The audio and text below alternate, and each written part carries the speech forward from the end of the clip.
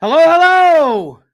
On today's show, we're finally back, and we're going to talk about some movies that we've been meaning to talk about for weeks, and a couple new things in what Kevin watched. Mike says he's going to review Moon Man on the Nose, something like that, and then Patrick says it is time to get digital.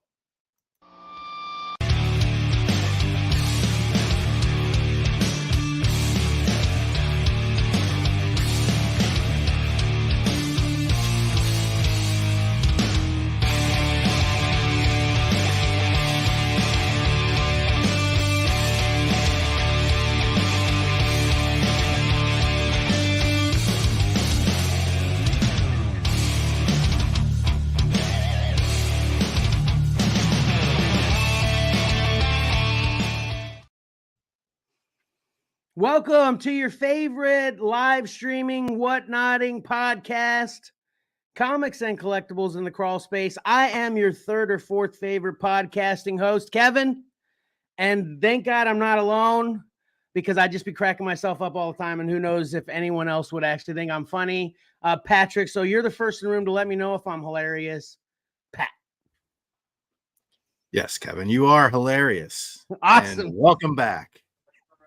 Yes, welcome back. Thank you. And then, of course, I've been arguing with this guy for my entire life as to who's funnier, him or I, especially to my own children, Mike. Hey, everyone. It's good to be back. I got a funny story real quick, if I could. Yeah, absolutely. Hit it. So before the show, we just had that little debacle there where I was lollygagging. I wasn't paying attention to what was going on, so I didn't have my mic muted and all that stuff. And then I had a flashback to when I was in high school, in English class in particular, and I was reading the X-Men, and I'm sitting there just reading it and not paying attention to the teacher. And then I hear my name and I look, and like all the other kids have their heads down because the teacher, okay, everybody put your heads down. And there I am just sitting here with mine up. Like, luckily, it was just the teacher that saw me being an idiot. So. Nice. Great story. I was going to say, the whole thing I mentioned about you being the funniest with my children is that's a true story too. It's facts. It is. That's a regular. I don't agree all the time.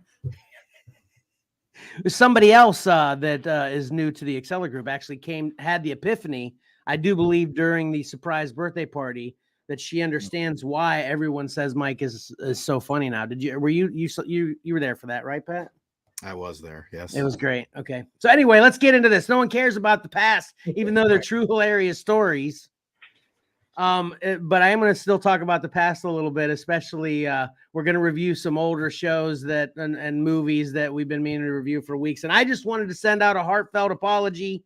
We missed a week because of a surprise party, but then I got sick and I missed all kinds of not only this shows, but whatnot shows. So I wanted to apologize to everyone live for all of that. But this has all been me for the major delay. So we're back. So get ready for a big marathon to catch up. Right, Mike? Yeah. Yep. Especially, so the first thing we want to catch up on is get the previews, which was supposed to be done 2 weeks ago in the books. Right, Mike? Yep. Are you ready for that, Pat? I am ready for that. All right, here we go.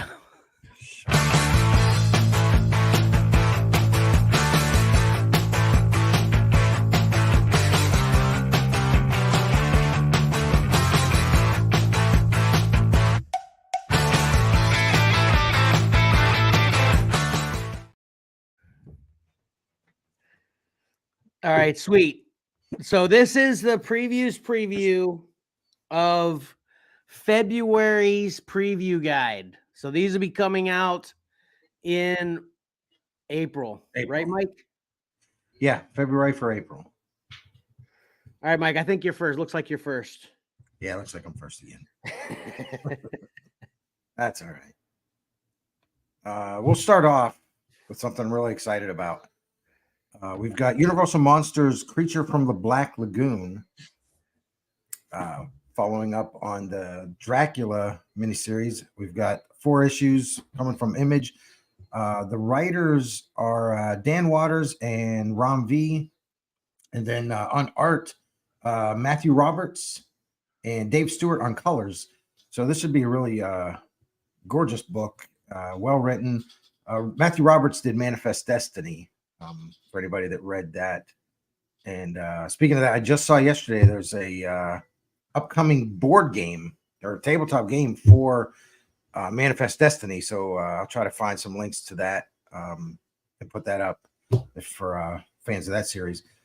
This comes out April 24th, and just like the Dracula book, I think it's going to be 4 issues, and these are the variant, or the A cover on the left, Matthew Roberts and Joshua Middleton on the B cover. That's my first one. I can't wait for this one. That's awesome. I was totally oblivious to this, so I appreciate you highlighting that. I can't wait because of how much I love Dracula as well. So, and these are all, I think, moving forward, we know we're going to get Frankenstein and Wolfman and stuff, and these are all following the Universal movies. So these aren't following any of the books, since Universal is putting these out. I apologize. I was actually responding to some comments real quick. I got a question you may have actually covered when you said this. Are these going to be the same artist interiors, or what did you say about artists? Yeah, the artist is going to be Matthew Roberts. He did the cover on the left there. He's the interior artist. Did he do Dracula though? No, different creative teams are going to be doing each one. Okay, that's what I was wondering. Okay, cool. Which, I'm not saying that would be a bad thing. I would have just been maybe a tad more excited if I knew it was going to be the way Dracula was, because I love that so much, of course, writing and art. So, anyway, awesome. Those look awesome. Yeah, I'm excited for this. Yeah.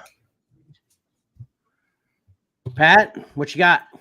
The first thing I have is a free comic book day. Because I somehow missed this, or it wasn't shown at the time, but now it is.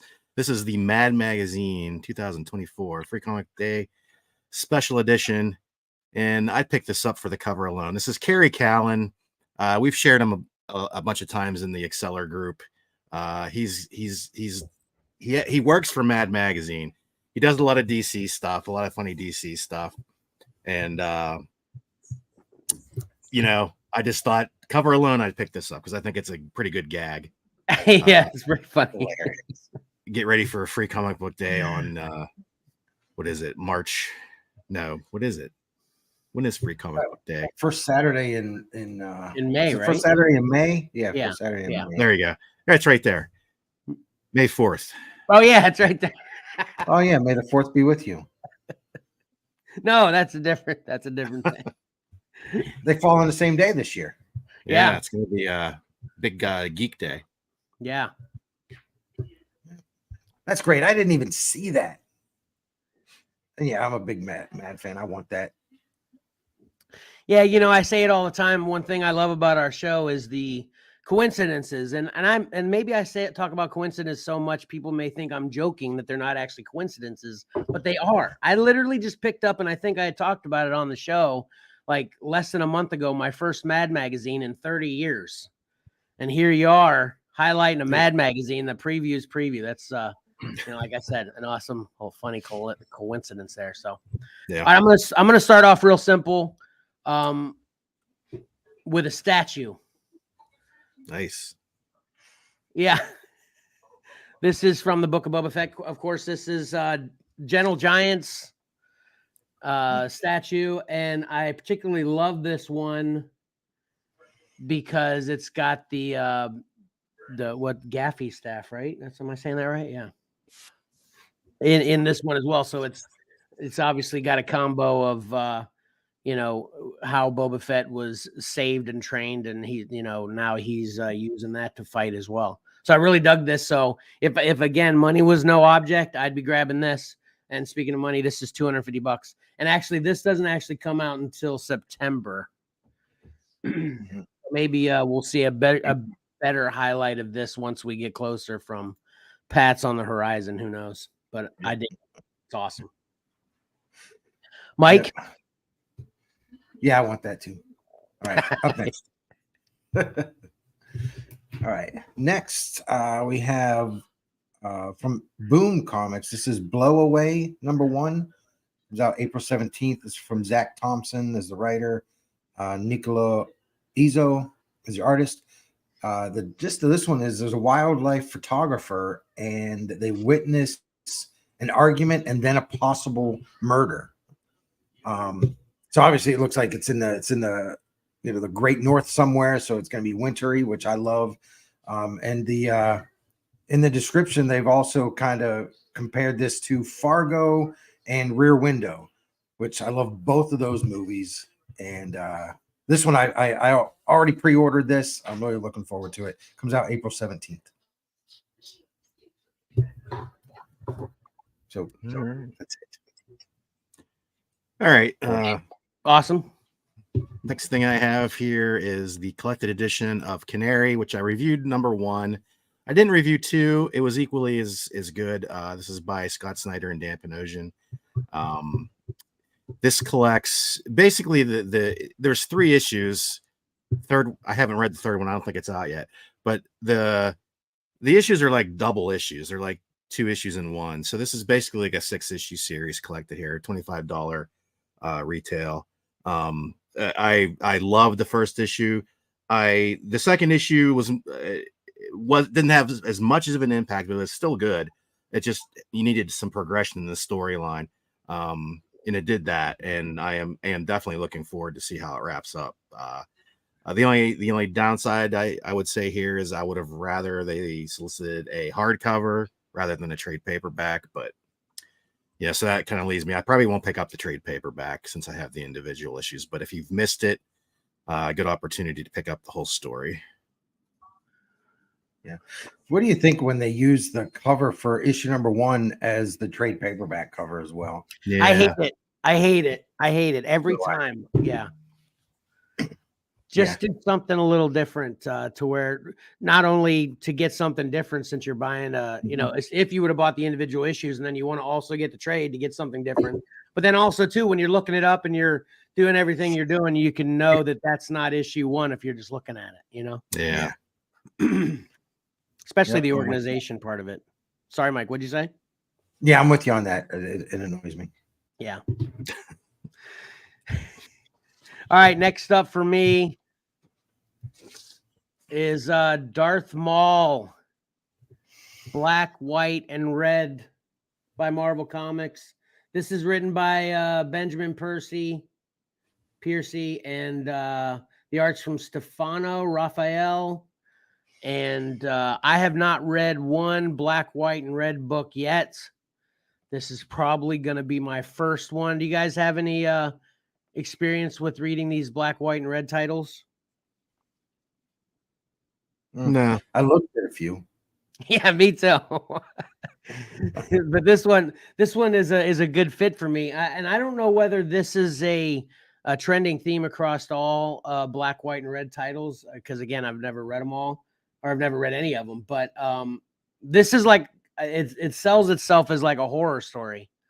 It just says, and this is a new story that the Emperor sends Darth Maul to investigate what ends up being a nightmare is basically what it says. And it obviously looks cool. I'm a Darth Maul fan, so I'm in. Darth Maul, Black, White, and Red. Yep. Yeah, I'm not sure if they're all. I don't think they are. I think the only thing that links them all is they're all Black, White, and Red. That's what I was gonna say. Is it just literally that the art is just uses Black, White, and Red? Is that what it is? Or the coloring, I should say. Yeah. The first couple of times they were cool, but it's like, I mean, I guess it's still cool for those that are enjoying it. Yeah, you don't know because you didn't read any. It could be really awesome. You never know. Right. All right, what you got next, Mike? All right. Next up, we've got Something is Killing the Children, number 36. So the series is coming back from its short hiatus there. The A cover on the left is it's a foil cover from Werther Del Adera. He's the series artist and co-creator. And then we've got the Jenny Frison variant. And this is a pretty good jumping on point because each issue in the next in this 5-issue story arc are going to be each one's going to be a standalone issue.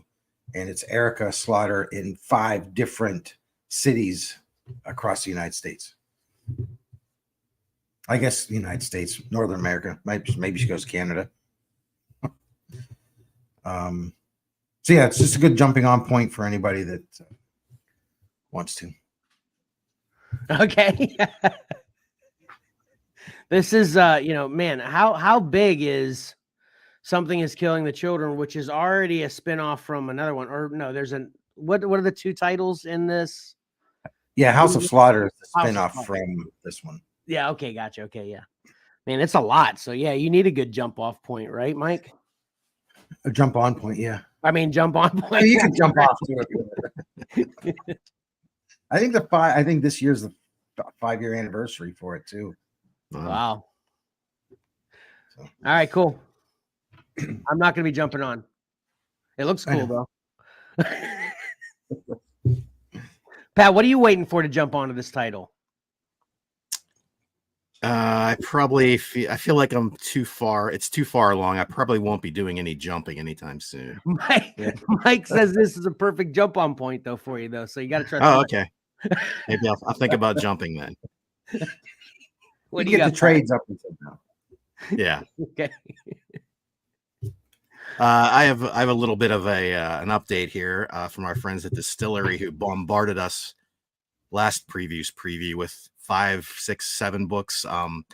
Just to let you know that they are resoliciting the ones that they advanced solicited. So this month up for grabs once again is Spectrograph #1 by James Tinian and Christian Ward, and also The Blood Brothers' Mother by Brian Azzarello and Eduardo Risso. So if you didn't order them all at once last month, you have another chance. And you can spread your pre-orders around a little bit better than I did because I wasn't sure what they were going to do. So here they are again. To toot my own horn, I asked that question, and yes. Apparently I was right in that thought. And fair, you said it's possible, you just didn't know. Yeah, correct. That's why. That's exactly why I wanted to go back over the same territory once again to let our millions of viewers know what was going on. So yeah, right. Hey, Mike, can you put your 2 covers back up again? The last 2 you did. Stingray Gaming is here. Your grandpa's here too. Lexi's here. A bunch of people on Instagram too. I just wanted to say, I forgot to mention, we don't have Karen in background producing today. So, especially if messages and such response are lacking, that's all on me. But Stingray just wanted everyone to know that Jenny Frizen cover is better. It is. It's not foil though. That's true. What do you want? Better art or foil? That's right. A good point. It's hard to compete against Jenny Frizen.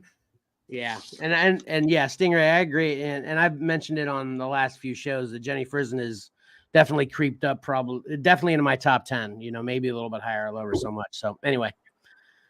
Sorry. And were you completely done, Pat? I just wanted to get that in before I forgot again. Okay. Yeah. Go ahead. Oh, actually, you got a comment on yours too, actually. From Nate. What's up, Nate? Blood Brothers' Mother sounds interesting. Reminds him of Cormac McCarty, if anyone is familiar with his books. Are you familiar with that, Pat? Yeah, I'm sure Mike is too. Yeah, Cormac McCarthy. Yeah, he did the Road is one of my favorite books. Okay, I'm not familiar. I'm familiar with The Road, but I'm not familiar with who that was and anything like that. So, Awesome. All right, next up for me. I keep visiting this, and this is the funniest thing to me because I don't know why I have such an attachment to Elric, because I actually haven't read an Elric story. It's just every time I see it, though, I love it in all his different forms, and he's been around forever. From Michael Moorcock, you've read a lot of, or I don't know if a lot, but you said you've read Elric before, right, Pat? Not much, but it's funny, Kevin, because I totally 100% I'm on the same wavelength as you there, because it's always seems like one of those things that's on the periphery out there that it seems very interesting, but I never jump, into the pool wholeheartedly, just like what you were describing. Yeah, I don't know why. I'm going to at one of these points though. It's kind of like my review today. It's something that I finally got around to. I'll get around to Elric sometime. But this is a I guess this is a reprint. Again, Michael Moorcock's the writer. Art on this is by James Cawthorn, and I think this is a collection of reprints. It doesn't say what reprints it are. It is though, and it's a hardcover, and this is only $20 too. So I like all that. I love hardcovers. I love cheap hardcover or inexpensive hardcovers, I should say. So this might be actually something that I'll actually grab, especially since it's affordable. So. And what a perfect, obviously collections are the perfect way to dive right into something like this if it's appealing to you like it is for us. So, yeah. All right, Mike, we got. All right. Next up. So Amazing Spider-Man is continuing with the What If Disney covers, which I thought they were only going to do 12. I think we're well beyond 12 now. So this is Amazing Spider-Man 47. It's a What If variant. For West Coast Avengers with the Disney characters on it, which I think is pretty awesome. And, and this is I'm still getting Amazing Spider-Man because of these covers. I'm just getting these Disney covers because, I started, can't just stop because I don't know when they're going to stop. Right. So they just need to stop already. I can't afford this. I'm torn about how I feel about all the Disney covers. Some of them I enjoy, some of them I don't. I guess it's cool in general overall, though. So yeah, I think if you like the cover that it's homaging, then you're kind of more likely to like it. That's true. Because my favorite Disney one is the Amazing 300 homage with Mickey. Yeah. So you're right. There you go. What do you think of these, Pat? What do you think of the Disney covers in general? I'm on the same page as you, Kevin. They're kind of hit or miss for me. Some I like, if it's it's just like you, if it's a cover I like, I've liked, I might pick it up. But like this one, I don't even know if I should get on this road. But I love the Avengers. I love the West Coast Avengers, but I was very disappointed to find out that Al Milgrom was the artist for West Coast Avengers. Never really loved Al Milgrom. Sorry, Al. But wow. Okay. But it's funny because the Stingray agrees with you. He thinks this is terrible. Sorry, go ahead. That's all right. I'm just gonna say that, but it's funny here because I feel like the homage Disney cover sort of echoes the same sort of subpar Al Milgrom art on the new homage. So sorry to both artists. My apologies. Hey, you may be able to actually help me with this, Mike. I think my favorite Iron Man run, it's Al Milgrom art, right? We've talked about this before when I was trying to figure out. Who is it? Bob Layton. Oh, it's Bob Layton. Okay. See. Yes. Bob Layton is a much better Iron Man artist than Al Milgrom. Oh, okay. Gotcha. Okay. Yeah, when I think of Iron Man, it's I think of Bob Layton. It's just they go hand in hand for me. Yeah. Okay, I'm glad I'm on that same page and I was unaware of it, so. Oh, Stingray doesn't even like the concept. He's not even talking about the art itself. Right. Or the artist. He doesn't. Well, I didn't like the concept either, and then I started getting a few. I'm like, oh, this is kind of cool, and I liked it. But now I'm getting tired of it. I can't stop though.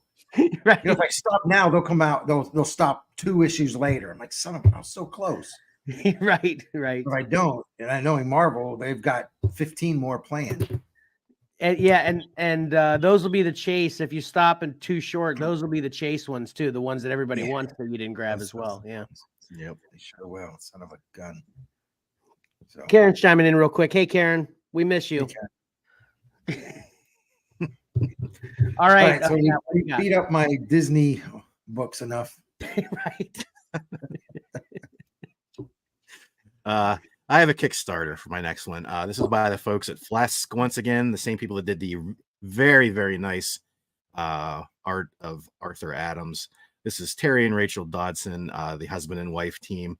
And you can see there that there are 3 different versions a $40 paperback, a deluxe hardcover at $80 that is signed, and a variant hardcover at $200. All the differences there is the black and white wraparound cover. I don't know about that. So let's charge more and take out all the color.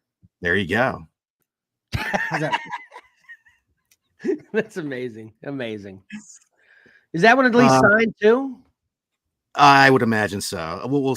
It might say here in a minute here. I have all three just individually here. Not really getting, right there. It says, limited to 1,500 copies. It's signed by Rachel and Terry. Let's see. Yes, also signed, alternate cover, pen and ink art, limited to only 500 copies. But what I will say is these Flesk book, the Arthur Adams book is amazing. Flesk in general is amazing. They do great books. This has 19 more days to go in the Kickstarter campaign. It had a goal of 20,000 and it is currently sitting at 95,000. So it's easily funded. It continues to pump along there. So yeah. And again, just so you don't have any FOMO, you can hold off the Kickstarter because Flesk does offer these books through your normal channels, whether that be your local comic book shop or online ordering or even Amazon. So they will have regular retail editions. But if you want, I imagine you won't be able to get a signed copy or the deluxe black and white, but there'll be some form of retail, knowing how Flesk has operated in the past with their Kickstarters. Isn't that crazy how they have a goal of 20,000 and they're at 95,000? How they just blow right past it so fast. I love seeing that though. Yeah, awesome. All right, for me, next one I've got is Rook Exodus by Image Comics. This is a Jeff Johns book. This is a Jason Fabok cover. And this seems like a pretty typical, I guess, sci-fi series. We're in a dystopian future and resources are limited. So, sci-fi outlaw madness, Mad Max all over the place, I guess. But this is exactly the kind of thing that I enjoy looking at and reading. So it's an easy pick for me. Yeah. Jason Fabok artwork is really awesome too. Yeah. Yeah. All right, Mike. All right. We have a new Ghost Rider. Is it coming up there? There we go. So this is Ghost Rider Final Vengeance number 2. So the new Ghost Rider is the Hood. And I think the Hood had a miniseries quite a few years ago. But this is Benjamin Percy and Danny Kim is the creative team on this. Juan Ferreira, I think he's the cover artist here, which I just love that cover. I tried to pick up the Hood back issues for the first series. I think that number 1's a little bit pricey. I'm not sure if this is going to create more demand for it or not. Probably. So I probably still won't have issue number 1. But anyway, this was the previous Ghost Rider series was really good. I think this one's going to be pretty good as well. So there you have it. Mike, this is true to form with me, but I'm going to ask this and point this out simultaneously by asking, your little posts here are fancy as heck, aren't they? Oh yeah, thanks. I had extra time. Yeah. You're just putting the stock photo in the middle of this awesome fancy frame and then titling the artist at the bottom yourself. That's all you, right? Yeah, everything. The background, the frame, the design. Yeah, it's awesome. Great work, Mike. Thanks. It just takes time. Right. All right, Pat, show your lame picture compared to Mike's. What's next? Stop it. No, I'm just kidding. I have a video game. I have Hellboy. What? This is the Web of Word. Nice. Not Web of Weird, as you might think, but it's Web of Word. This came out on digital, I think, in November. And they hinted that there would be a possible physical release. And here it is. And they're doing it upright. It's a special edition. It's a collector's edition available for the PS4 and the Nintendo Switch. No Xbox love. I'm not sure why. But this comes out on March 3rd. And it comes bundled. It's in like a hard case with an art book. So they got me with the art book.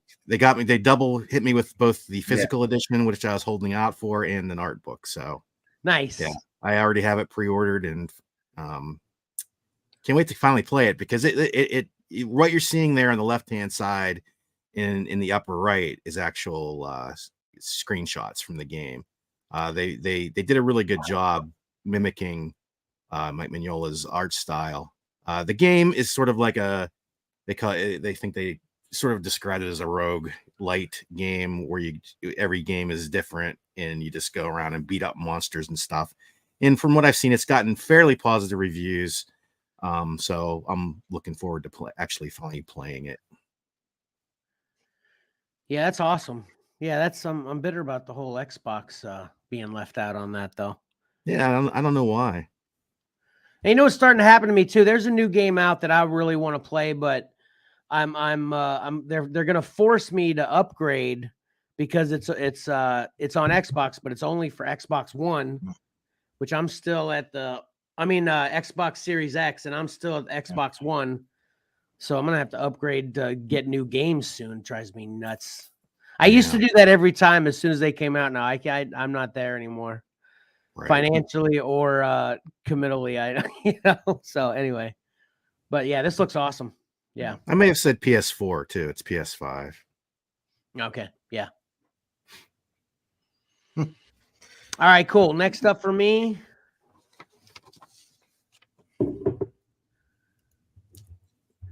I've got Critical Role's Vox Machina Origins. So man, I actually might grab this because I've got such a love-hate relationships for Vox. Pat, do you know the right way I need to pronounce this? Machina. Okay. Because I started watching Vox Machina, but it's a very vulgar show, which, obviously I can handle vulgar. It's just with the way this art looks and the way the stories are, the vulgarness, it just doesn't jive. You know what I mean? It's like, it's oddly, annoyingly gratuitous, in my opinion, especially with this art. This does, obviously you can see on this cover, but are you familiar with the Vox Machina animation? I am not. Mike? No. Didn't even know it was animated. Maybe you can. Oh yeah, it's an animated show. I think it's on Amazon. But anyway, doesn't it look kind of for kids? It's that kind of child or kiddie. I always say kiddie, but what do you call it when it's more of a youthful? It seems like it's art for a youthful audience. Pixar-like? I don't know. Yeah, I don't know what you say. There's something that you say. But anyway, can you kind of feel what I'm saying when you look at that art? It's not like this mature style of art. Am I making any sense to you guys? Yep. Yeah, I get it. Cool. All right, cool. So anyway, this is probably a good spot for me to try to enjoy this. Because I actually looked to see if this was mature or anything too, and I couldn't find anything. So man, if they throw some random F-bombs into a couple panels on this, I'm gonna be bitter. I'm hoping this is just like a good story with some characters and such. The writer on this is Matthew Mercer and Jody Hauser. The art's Noah Hayes. So anyway, there you go. And this is actually, I think, the second comic that's been put out for Vox Machina as well. But I think there's a couple seasons of the animation on TV too, and it's funny too. It's fun and funny. It's not like the serious, trying to be, D&D stuff. So anyway, there you go. Vox Machina Origins #1. Mike? All right. Next up, we have Little Monsters. This is a hardcover collection of issues 1 through 13. That's the whole series. This actually comes out May 8th. It's Dustin Nguyen on art, Jeff Lemire, the writer. I really love this series. It was a lot of fun. This is $40, which it's a bit pricey, but the hardcovers that they do for the Jeff Lemire, Dustin Nguyen stuff, just really, really nice. This is one I definitely want to pick up myself. I love that cover too, because it's not issue #1's cover. That's what I was just getting ready to say. Exactly. Full circle. So, full circle. Yeah, that looks cool. Yeah, I recommend this one. This was a really fun series. Awesome. Yeah, I enjoyed it also. And here, Kevin, you can get a direct comparison and belittle my graphics even more because there's my version of it. So Mike's, you can see Mike's is much better. Yeah, that really sucks, Pat. No, I'm just kidding. It's some free time. It is terrible. But I totally agree with Mike. That's why I picked it also.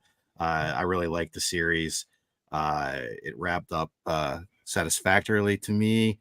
And it would be nice to have it all in one hardcover collection. So, yeah. Order it, everybody. Right. Pat, you considering that your pick for this round? I could, or I could do another one.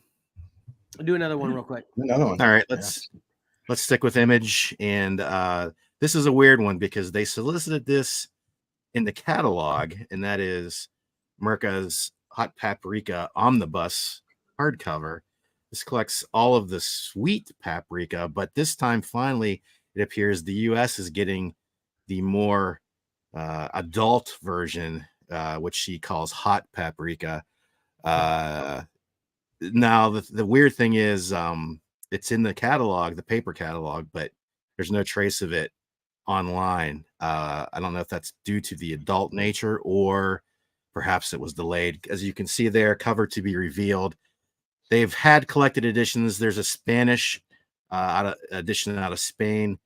There's the cover that they are using. That it also collects. This sounds like the exact same thing. It collects all 12 issues. And when Merca originally did this in Italy, the Italian version is just black and white with gray tones and pink highlights. And that's how they're soliciting the American version here too. The weird thing also too is it says now available to American readers for the first time, features spicier panels, newly redrawn. Now, I don't know if that's 100% true. If maybe the quote unquote spicy panels in Italy are still too spicy for the US audience, and she's actually doing new panels or not. I actually asked her on Facebook about it, and she didn't reply to me as of yet. So I feel like this was just they solicited this maybe just a little too early, especially because no cover was shown, and it'll appear in a future previous previews. And Mike talked about the cost of the Little Monsters hardcover at $30. This is $50 or $60. So, jeez. Yeah, I don't know. It's 12 issues, whereas Little Monsters was 13 issues. Now, yeah. So, but the only thing, I'll say, I think Little Monsters had quite a few variants too, but Paprika had a ton of variant covers, so I'm sure they're probably going to include a good deal of those. But I'm not sure. Well, maybe the price will change too. Maybe the increased price has to do with the new art as well. If it does actually being the new art, right? If it is new art, yeah. Yeah. All right, awesome. All right, next up for me, I have The Fog. Yes. This is actually what issue number is this, Mike? I think you actually highlighted the #1. Yeah, I think that's either 3 or 4. Yeah, I actually put this one up. This is, first of all, written by Steven Ekstrom, and art is Marco Federa. But I picked this one solely for the cover because I actually want to grab these, but this cover is awesome because this is, if I'm remembering correctly, and this one stood out to me the most, was the old movie posters, but it was just like the people coming up from the water and you could see their head kind of like this.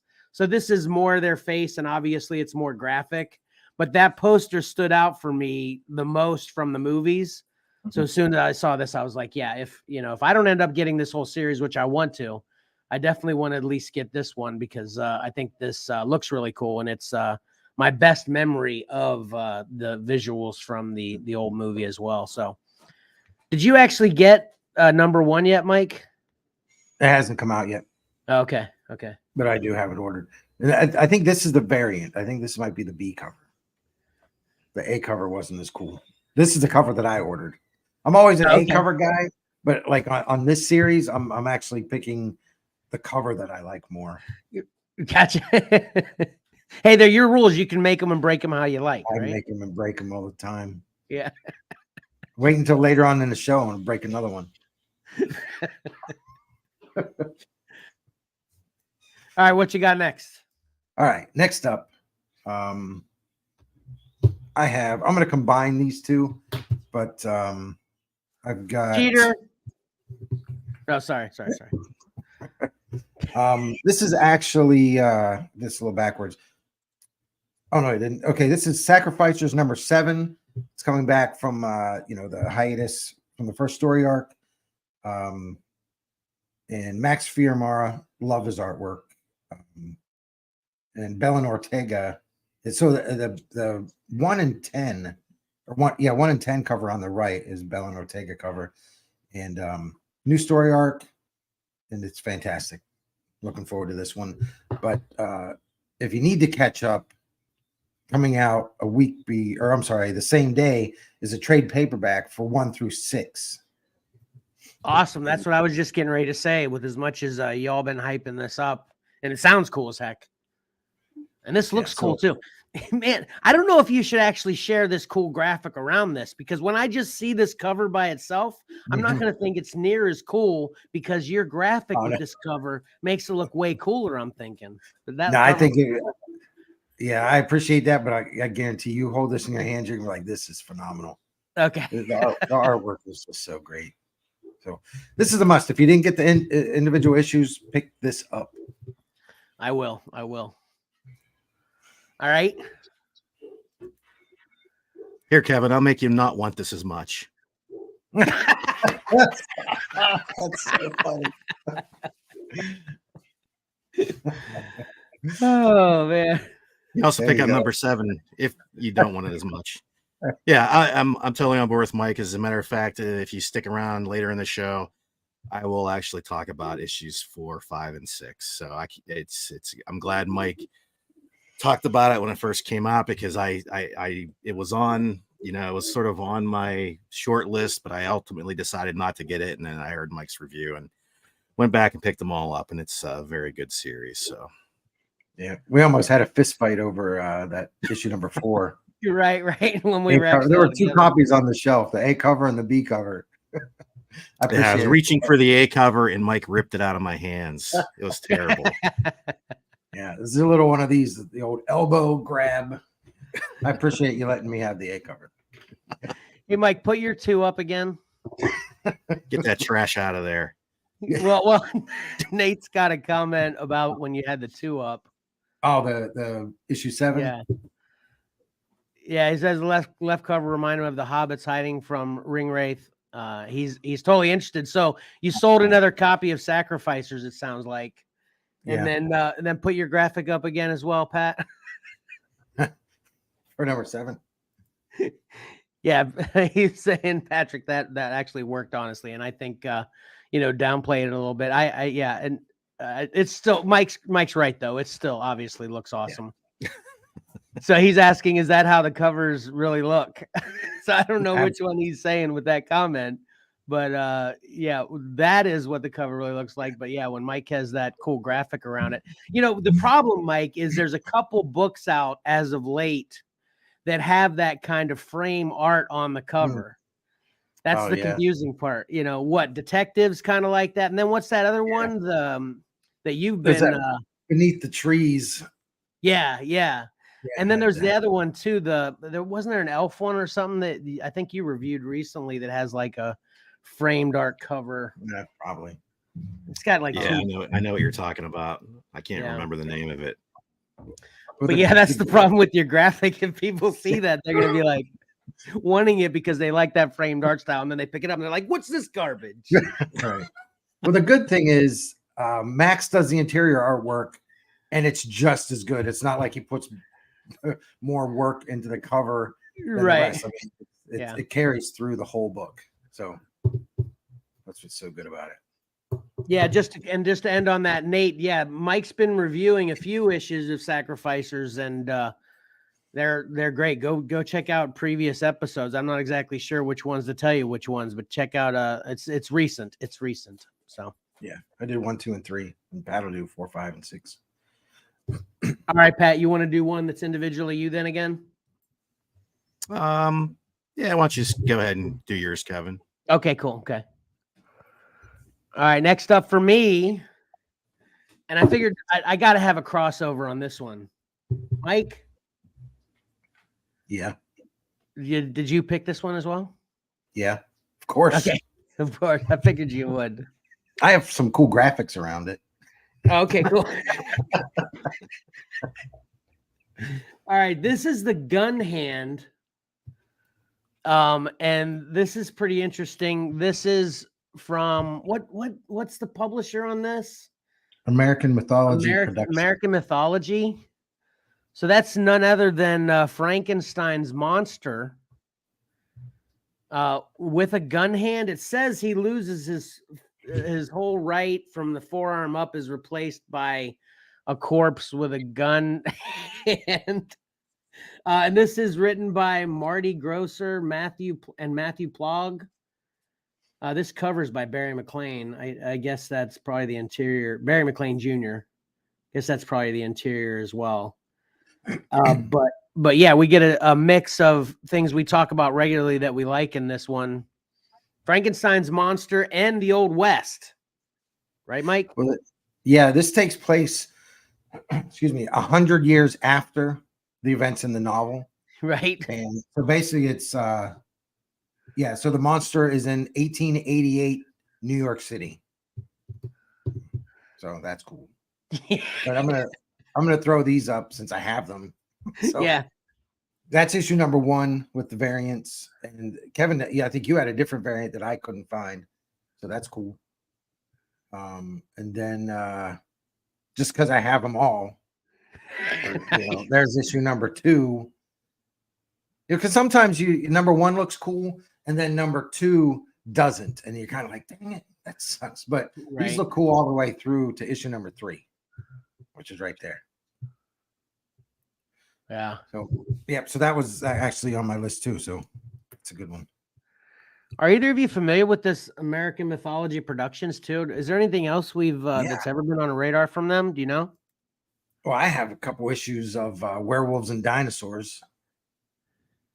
That was kind of cool. Okay. I don't think I recall seeing that one. Yeah. So they're really small. Right. Most of it's all the horror stuff. Okay.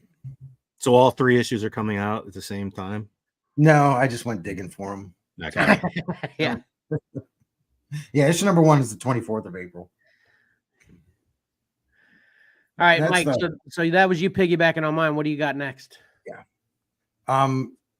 This is my last book, and then I have some for the covers. And this is good. I have a few graphics for this.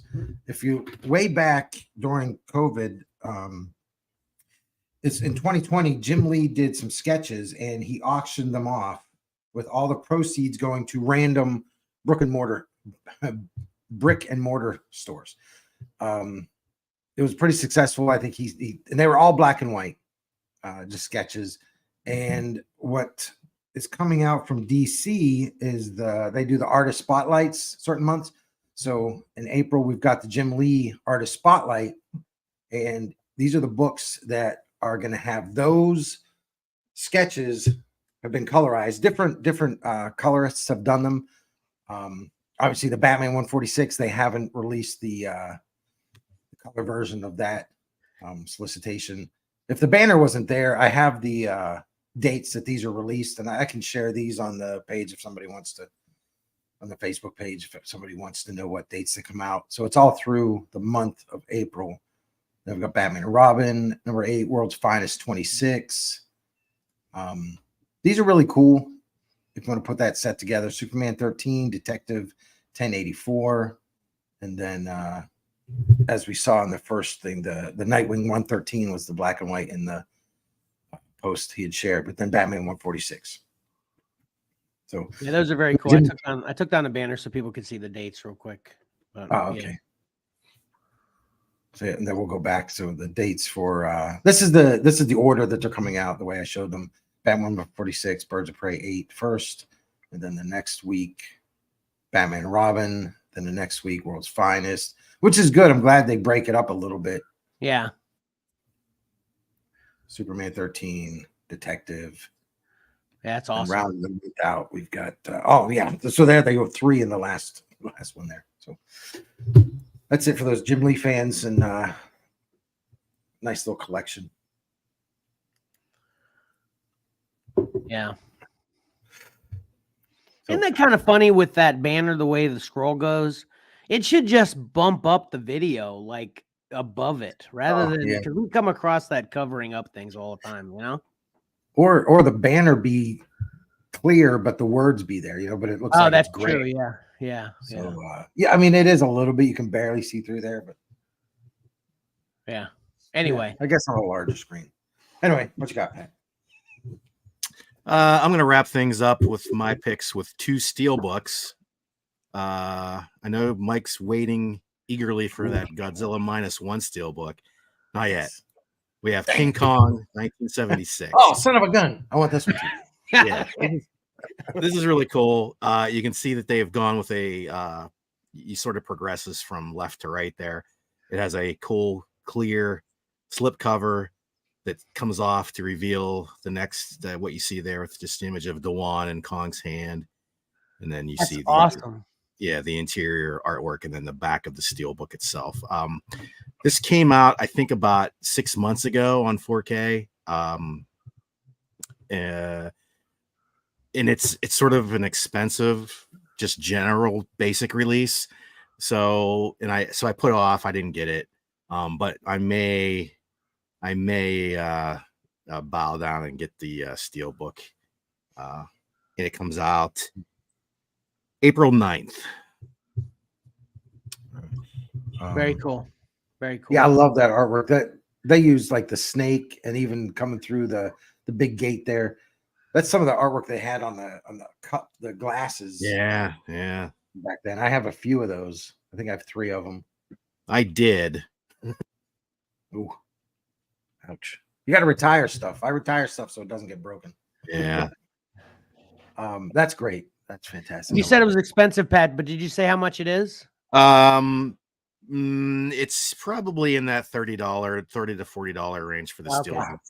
Retail. You know, you look around, you can probably get a discount at various places, although the various places are getting fewer and fewer. Yeah. I think Best Buy this week, finally, you know, they basically removed all their physical media as far as. Oh, really? Yeah. You know, it's going to be a cycle just like everything else. You know, as soon as it goes away, the collectors will come out of the woodwork of wanting it. Aftermarket will pick back up again. They'll put it back in the store again. You know, I don't disagree there. I think there'll always be physical media. They're just right now they're seem to be moving out of retail store, brick and mortar. But there's never been more diverse releases to physical media. You just have to sort of pre-order and search them out from the individual niche companies out there if you really like a movie and you want it on disc. The other steelbook I have, I did this just for Mike because I think he's mentioned in the past he's a big fan, so I'll try to pick his pocket a little more, and that's The Crow. Oh, that is fantastic. Again with the clear slip cover that sort of reveals 2 different versions of the artwork. I think it's pretty neat. Yep. Yeah, and I like the And- fact that they're creating new art instead of just reusing the same stuff. I mean, the two on the right, it's kind of old artwork, but yeah, that's so cool. I want that too. Yeah. It's like I collect steelbooks now. Crap. Yeah, that's what I was gonna say. I can't wait to actually physically see Pat's steelbook collection someday. It seems impressive. Every time he shows us one, it's like, oh yeah, I want that. I want that. So I'm sure if we saw them all together, it'd be sick. Yeah, well, this comes out March, April, May 7th. The only caveat I'll say here, guys, is with this sort of moving away from physical media and stores into more online market, a lot of the releases have dropped. Like this is only 4K only, no Blu-ray. So you kind of have to watch. They're not really doing as many combo packs these days. Right. Yeah. So if you're not 4K ready, you know, this was not going to do you any good because it doesn't come with the Blu-ray as well. So yeah, that's where I fall. That's where I fall. I'm not up to 4K. Yeah. So yeah. Well, the new Xbox is 4K, isn't it? Yeah, I don't have one of those either. We already talked about that too. Thanks for rubbing it in again, Mike. You have Xbox One? Wait, the Xbox One's 4K? I thought you were talking about the Series X. Xbox, which one's the newest? This last generation was Xbox One, right? The latest is Series X. Right. Series X. But Xbox One is 4K because it is. Are you sure? Yeah, I'm positive Valor has one. Okay, awesome. Then I'm ready. Okay, I'm gonna grab them both. Wow. I didn't know that. Thanks for filling me in about stuff that I already own, Pat. I don't love the interface to play movies on the Xbox, but it does play them. Okay. That's good to know. Hey, Nate has a question, and you kind of just glossed over for a minute about Godzilla -1. Didn't you actually showed the Godzilla -1 steelbook already on a previous show, right, Pat? Not yet. Oh, you haven't? Oh, okay. We Nope. just we talked about. Okay, never mind. I'm sorry. Yeah, stay tuned, Nate. Right? That's we're anticipating it. Yes, I would anticipate as well that they are going to release it in steelbook form. Yeah, and Lexi's gonna hook me up too, even if I couldn't play 4K on my Xbox One. She's got a Series X, so I can use hers. Thanks, Lexi. Appreciate it. All right, awesome. All right. And like Mike was mentioning, this is my last one besides for just a cover afterwards as well, which still counts though, Mike. It does. Dick Tracy is getting a reboot. You guys Dick Tracy fans? Not so much. No, never watched the movie, never read any of the comics. I like the art. Yeah, well, I'm kind of in the middle there. I'm not a big Dick Tracy fan, but I am a Mad Cave Studios fan, right? Aren't you too as well, Mike? Right? It seems like most of what they put out, I enjoy. You know? Yeah, I've picked up a few Mad Cave books. Yeah, and so they're doing Dick Tracy #1. Writers Alex Segura, Michael Morecki, Chantel Amy Osman, art by Geraldo Borges. Sorry if I'm butchering any of those names. But this is a new ongoing series. Dick Tracy, I might actually grab it, and it's only half because it's Dick Tracy and half because it's Mad Cave. I like them, so. Yep. Yeah, the books are the quality paper and stuff. Yeah. Go ahead, Pat. Yeah. I was just going to say, I saw parts of the Dick Tracy movie because I saw it in the theater and I fell asleep through most of it. Yeah, that's the Warren Beatty one, right? He was the last Dick Tracy, right? Yep. Madonna, Warren Beatty. Yeah. We'll see. All right, Mike, what do you got? Real quick, I fell asleep in a movie with Tom Arnold in it. It was the only thing playing. I really wanted to go see a movie. Nothing else was worth seeing. I can't remember what they were, but it was the movie called The Stupids. Oh, with 2 O's, right? Isn't that with 2 O's? Think so. Yeah. Yeah, I went to sleep. It's cheaper just to stay home. All right, so these this is for the cover. The first one I have is Fall of the House of X, number 4, EM Gist. I think it's Gist, not Gist. Geist. EM Geist, Long Eye. That's what I heard. I don't know. I don't know. Seriously, that's what I heard though. It's EM Geist. Yeah. I mean, I say Mike Mignola still. So anyway, the Emma Frost cover, this is really good. I'm not sure how the stories are in the X-Men, but this one's at least worth getting for the cover. Let me do all 3 of mine. Sure. Well, Pat, how many do you have left? Oh, sorry. I'm done.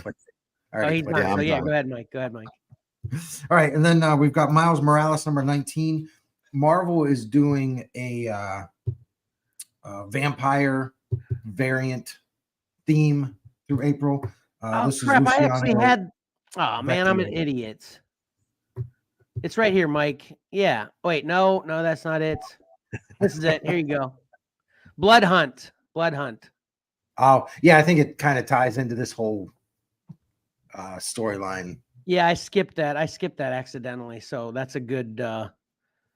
Reminder. So anyway, go back to your cover now. Then. Okay.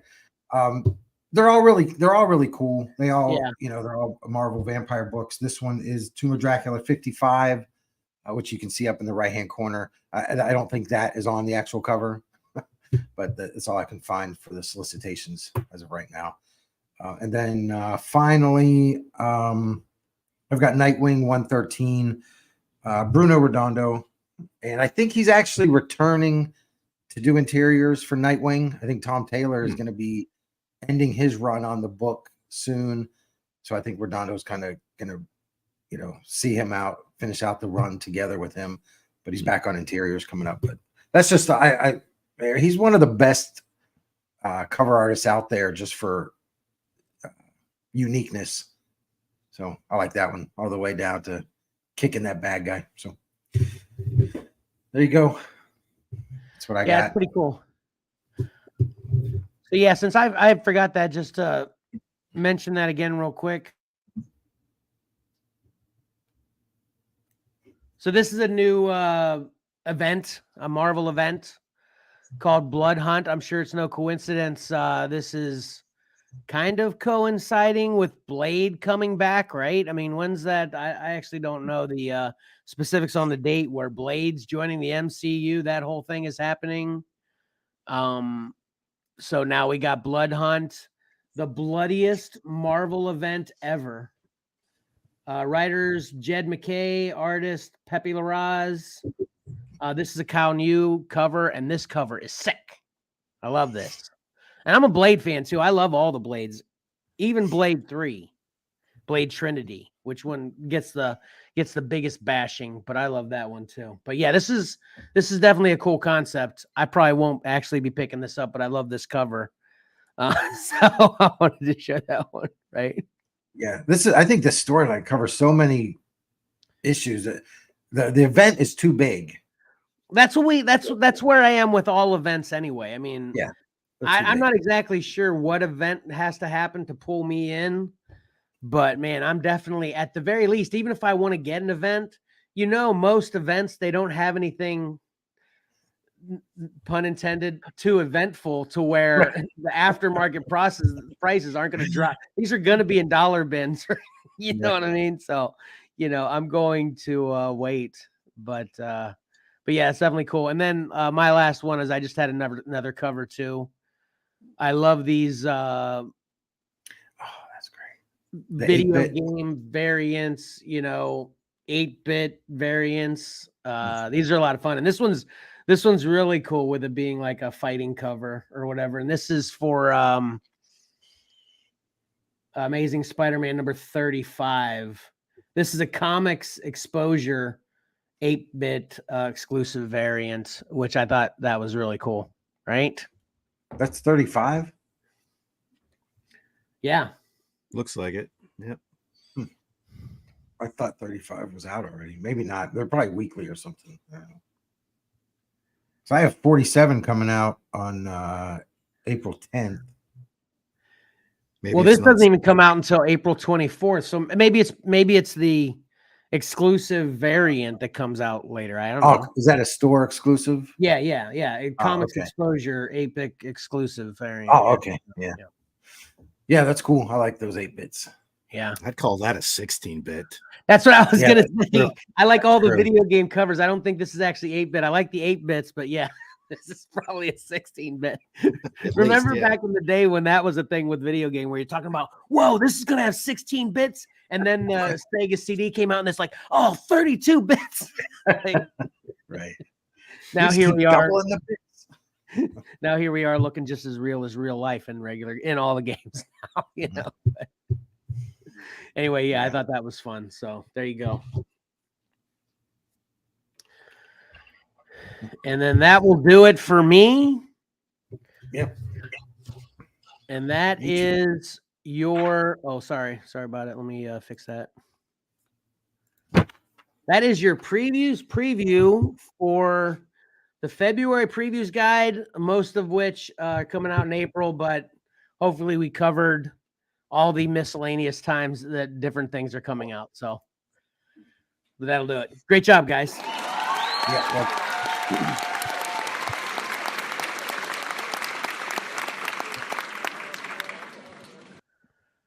All right. Awesome. That really was a good one. That really was a good one. I hope that was worth the wait to enjoy that one, Mike. Good man. You've been talking about the previews. I swear, it seems like for a month, doesn't it, Pat? Like a month ago, he was ready for this preview. Well, the good thing was I wasn't ready a month ago, so this delay helped me. So yeah. Me too. All right, let's get back into our regularly scheduled program. I'm excited for this for multiple reasons. Not only for what I talk about, but then y'all are hopefully going to chime in on at least a couple of these. Okay. Yeah. Hey, mate.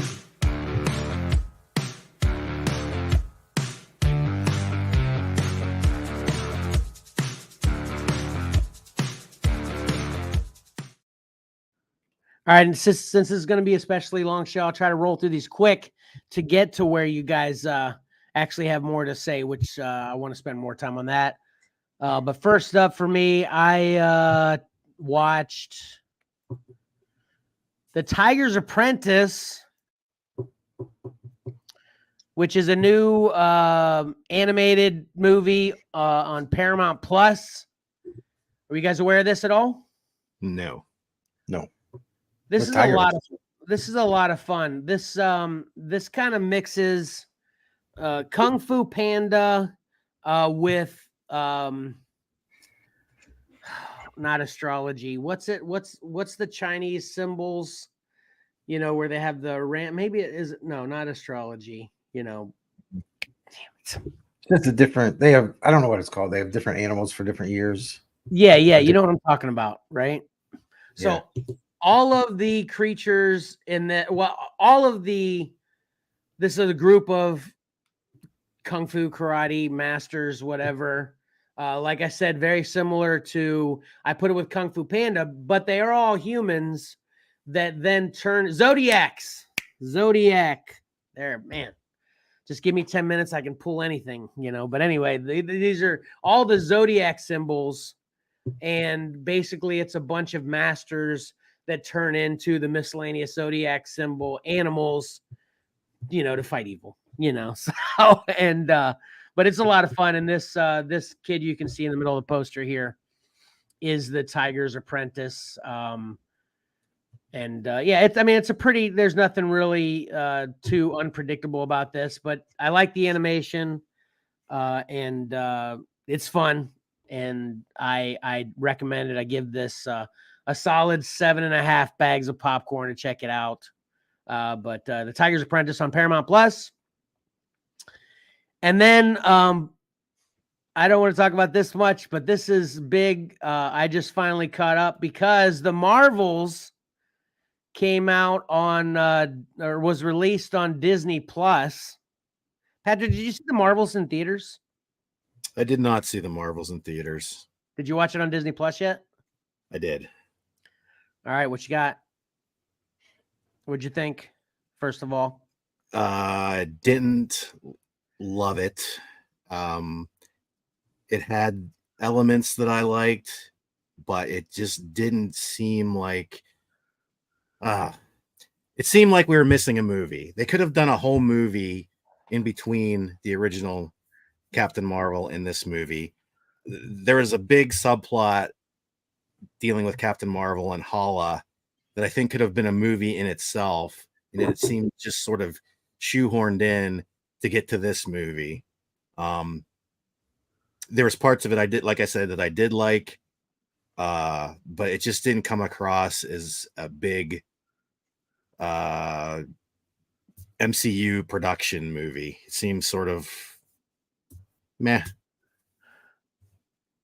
I agree, but more. So yeah, this yeah, it felt like we were missing, it felt like we needed more to get here.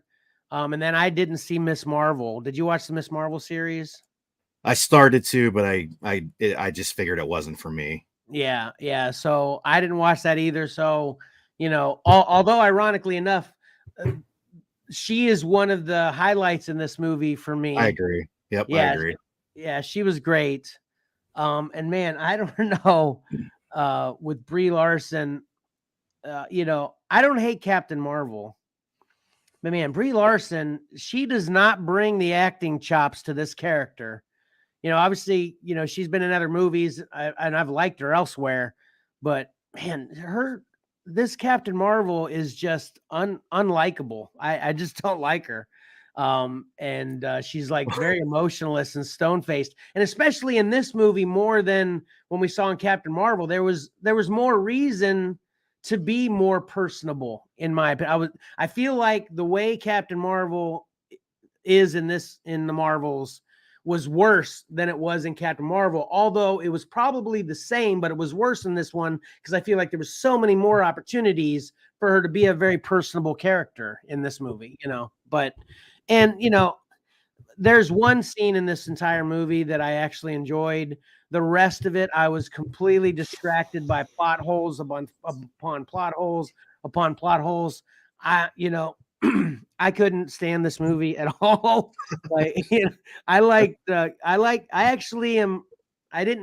expected to hate Captain Marvel when it was in theaters just because of all the hate it was getting, but I didn't hate it. I actually thought it was okay.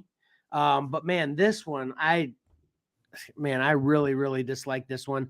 And I was a little bit surprised because although this one has gotten a lot of bashing as well, Ayla actually loved it. And, she was hyping it up. And then when I watched, I was like, oh my gosh. But then it seemed to be our big differences were the plot holes, to where things that I was noticing that are like, I don't know. And Ayla just kind of glossed over it. So she enjoyed it, So maybe this is like Miss Marvel, we're not the audience for this movie. So whatever, opinions differ. But I was excited to talk to you about, because I mentioned this way back when it was in theaters, Pat, the after credits. Which were spoiled for me way back when. Oh, they were? I didn't do it though. I didn't do it. No, you didn't do it. Okay, cool. Okay. I'm just randomly scrolling social media and there's a screenshot or something, Oh, man. Come on, man. Mike, do you know about the after credits from the Marvels? I don't. I'm probably not going to get around to watching this soon. So go ahead and spoil it for him. I can handle it. Beast shows up. What? No, sorry. Yeah. Monica Rambeau is actually pulled into whatever. I don't even want to get into that. Into an alternate universe. And I guess this is a way they're going to pull the X-Men and the MCU together, right, Pat? Perhaps, especially because they finally stranded one of our main MCU characters in another, universe. Right. So they probably won't just want to drop her off there. They'll probably, this is a thread. This is a thread they'll probably want to pick up on. So right. Yeah. So how did Beast look? Did he look pretty cool?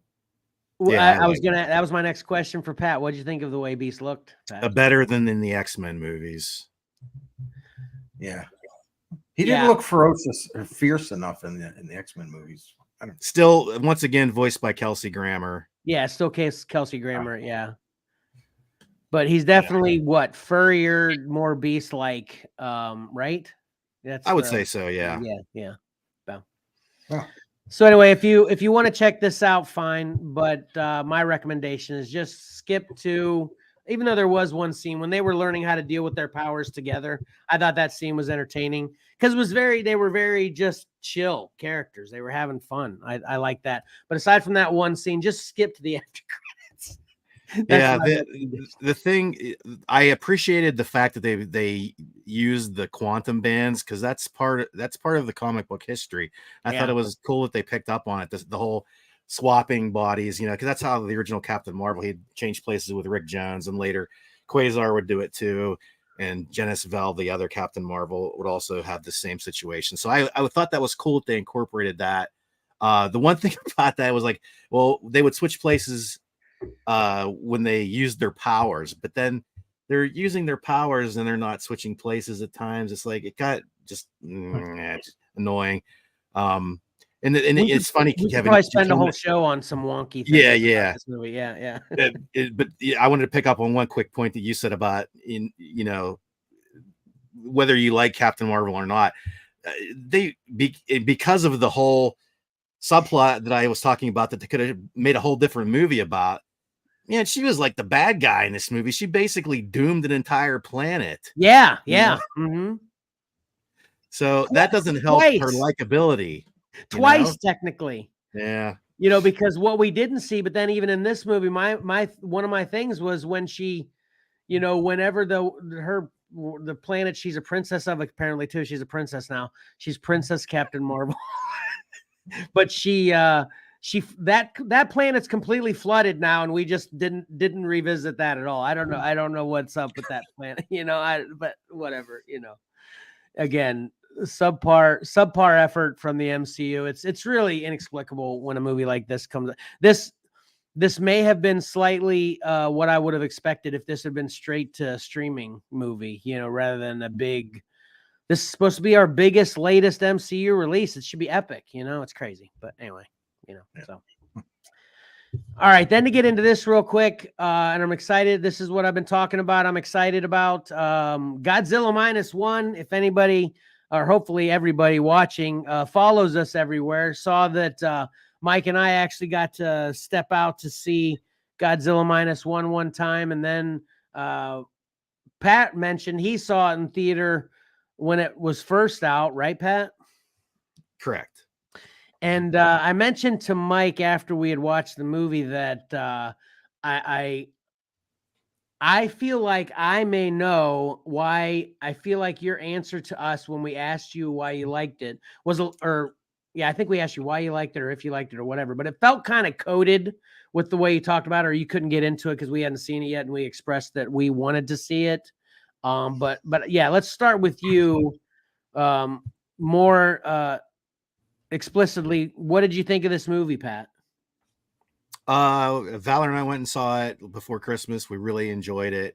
I think I commented, that they did a really, really good job of the human story for once, the human and interest story for once, versus all monster all the time. Yeah. I commented that the special effects were very good by Japanese standards. I talked about bridging the gap between the US and Japan. And since then, I found out that the very limited budget they worked on and the limited number of actual special effects shots and the few number of people that were involved in the special effects work. And it's like, what excuse do these American movies have with their critical, when people are being critical of their special effects in their big budget movies? So just it was a really well done movie. All right, awesome. Mike, I want to kind of comment what he said, the number of people working on a special effects. I think, I didn't know it was a small number, but I'm thinking you get a more focused approach to it than if you have a whole studio of people working on it. It's like too many ideas. whereas this was just very focused and well done. But yeah, to see the budget, what was it, 15 million or something like that? For this Yeah, I movie? don't recall. I think that's what it was. It's like, holy cow, that's nothing Low. nowadays. Yeah. You know, we've got $300 million, superhero movies. So what did the Marvels, what was that? Yeah. So Nate's just chiming in. He's saying the era of $300 million blockbusters is over. Yeah. Yeah. Yeah. Did you see this in color or black and white, Pat? Color. Yeah, so we saw the black and white version too. I'm excited to see the color version once it comes out on digital or streaming or whatever. I want to see that and see how I feel about it. Mike, you were saying you definitely think at this point you preferred it in black and white, right? Yeah. When this is me not paying attention to stuff. I just saw the thing saying, it's coming back. It's 1 week in the theaters and it's done. So I'm like, holy cow, got tickets, talked to Kevin. We went and I'm like, yeah, they're releasing in black and white, but I didn't get the black and white showing. I got the color because I looked at the, it's on digital, I'm like, see Godzilla -1 color. So we're in the color theater. So the first half hour of the movie, it's all in black and white. And I'm like, I think it turns to color at some point. Maybe I didn't know it all. Like Wizard of Oz or something. Yeah, Kevin's like, maybe it's like Wizard of Oz, man. And it turns to color when they come to the present time. I'm like, yeah. So I'm waiting for it to turn to color and come out of the 40s or the 50s. And yeah, so the whole first like 20 minutes to half an hour, I was focused on that. But I didn't realize it was Godzilla -1 minus color. Yeah, they had an additional minus in there that you didn't notice. That was hilarious. Yeah, Nate, the black and white. When I came home, I pulled up the trailer and watched the color trailer, and the black and white was so fresh in my mind. I was like, yeah, it was so much better in black and white. At least for the first viewing for me. I'll definitely watch it in color, but I think my preferred viewing is going to be black and white. Yeah, Pat, are you on the opposite spectrum of that? Since you saw it in color, are you looking forward to seeing it in black and white when that becomes available to you as well? Yeah, I definitely am going to check it out for sure. So I would say out of the three of us, I'm the least of the Godzilla lover / connoisseur. I definitely love Godzilla and enjoy the Godzilla movies. So I'm just gonna take this opportunity to give my little critiques on this one, and it kind of, I think it probably crosses over with what you were saying with the advancement of Japan's special effects abilities or effort or whatever. That's one thing that kind of stood out with me that was a bit distracting with this. How when it gets into the real slow and he's standing upright, kind of, it was like a robotic movement of Godzilla moving across. But I will say this, that was distracting and I didn't like it. But it kind of goes hand in hand with what you said about everything else. It's because I thought everything except for when that happened, and that happened like maybe 2 or 3 times. It wasn't a lot of times. But when that happened, it stood out so much because the rest was so excellent. I was like, man, I feel like if I was editing this movie, I'd have left those shots out or reshot them or redid them or whatever they do. But do you feel like that was intentional, that they kind of left it that way in there because it kind of was homage? I don't know, throwback. I don't know. I actually commented on that when I talked about it the first go around. But I said I didn't want to tell you exactly what it was because I figured you would focus on it. Okay, that was exactly it. Okay, gotcha. Well, I have some thoughts on it, and I've watched a couple other people talk about this. So, and this is the conclusion I've come to as well. When the movie started, the Godzilla we're seeing wasn't the mutated Godzilla that we all know. When he first attacked the island, that was before he was mutated from the bomb. And I think when we're seeing him in the city, it's soon after the mutation So, and I think he's more water. He's better in the water, more agile in the water. So when he's walking on land, so I think it is on purpose that he's kind of that stiff and slow walking, because he's not used to it. You know, so that's okay. So that might looking at it that way, you might actually enjoy it a little bit more, because I agree with you, Kevin. We walked out going, yeah, he was kind of real stiff. Yeah, funky there in a couple parts, but yeah, and because I can't imagine that things weren't done. The movie's so well done that everything was on purpose and intentional. Yeah, right. Yeah, I agree.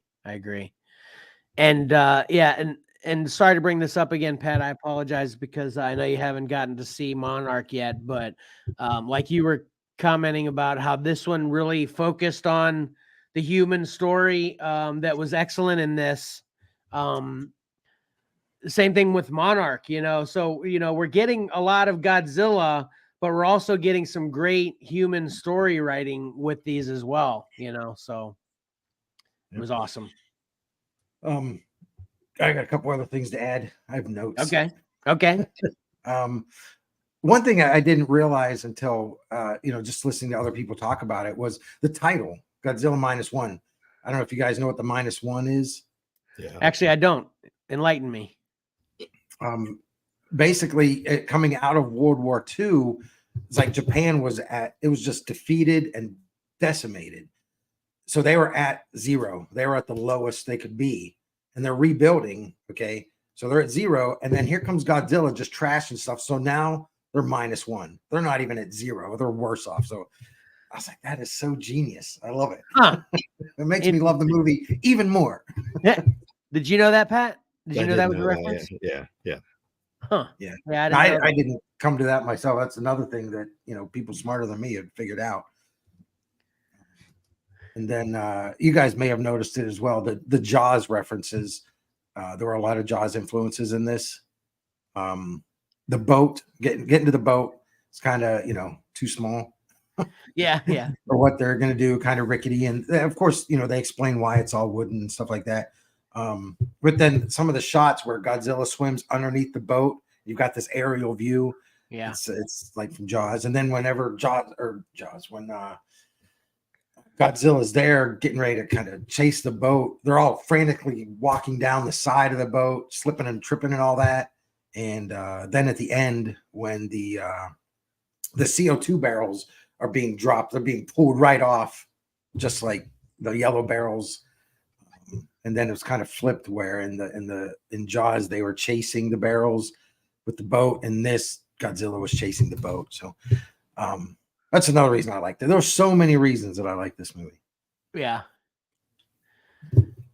I agree with that. Do you want to give it your rating first, Pat, since you saw it first? I feel like I give everything like an 8. Because I always feel like there's room for improvement in some areas. So I'll stick with that. I'll probably give it's a solid 8. Mike? Yep. I think I would say 9. I think I gave it a 9 that night, didn't I? I think you did. When we yeah. walked out, I think I gave it a 9. I stand by the 9. Yeah. All right, I went with a 7.5, but it's a solid 7.5. That's not a bad rating. I'm not a big subtitle or dubbed guy either. So especially if I give, a foreign film a 7.5, that's pretty excellent to me, so I think overall, I definitely enjoyed the experience overall. And actually, we're so far removed from it now, and I didn't take notes or write down notes, Mike. There might have been a couple other things that I'm forgetting right now. I think there was right after the movie, we were discussing it, and I think there was like 1 or 2 other things that kind of struck me as a little off. But yeah, overall, I definitely enjoyed this. Yeah, so everybody should check it out. Definitely 7.5 bags of popcorn for me. So, yep. And I have to say the subtitles. It was straight. I barely noticed that they were so well done and paced, perfectly. A lot of times, there's so much to read at one time, and it's difficult to read and concentrate. This was done really well. I was able to read the subtitles, know what's going on in the scene. And once you got into it, I didn't even notice that I was reading the subtitles. Yeah. So yeah, it was great. So yeah, definitely Love the movie. All right, awesome. And to close up, wrapping up my what Kevin watched. Are you all ready for this? Because you had homework. I gave you a heads up. I gave you a homework assignment. You were. I think my mom's calling me. I gotta go. As I say, I think there's the alarm. The bell's going off. Class is over. Yeah. You were supposed to watch Halo Season 1 on Paramount Plus, and then also watch the first 2 episodes that dropped last Thursday or the Thursday prior now, because we were supposed to have a show last week, but we didn't. But it sounds like from what both of you are commenting, neither of you did any of that homework. Is that accurate, Mike? Well, Pat definitely didn't look. Yeah, Pat just left. He's like, this is the time for me to take a break. I'm out of here. So we'll just assume that's the case with him, but it's definitely the case for you as well, Mike. Yeah, it is. I completely forgot. I was actually hopeful that you guys would try to catch some of this because we did make such a big deal about the homework references on the last show.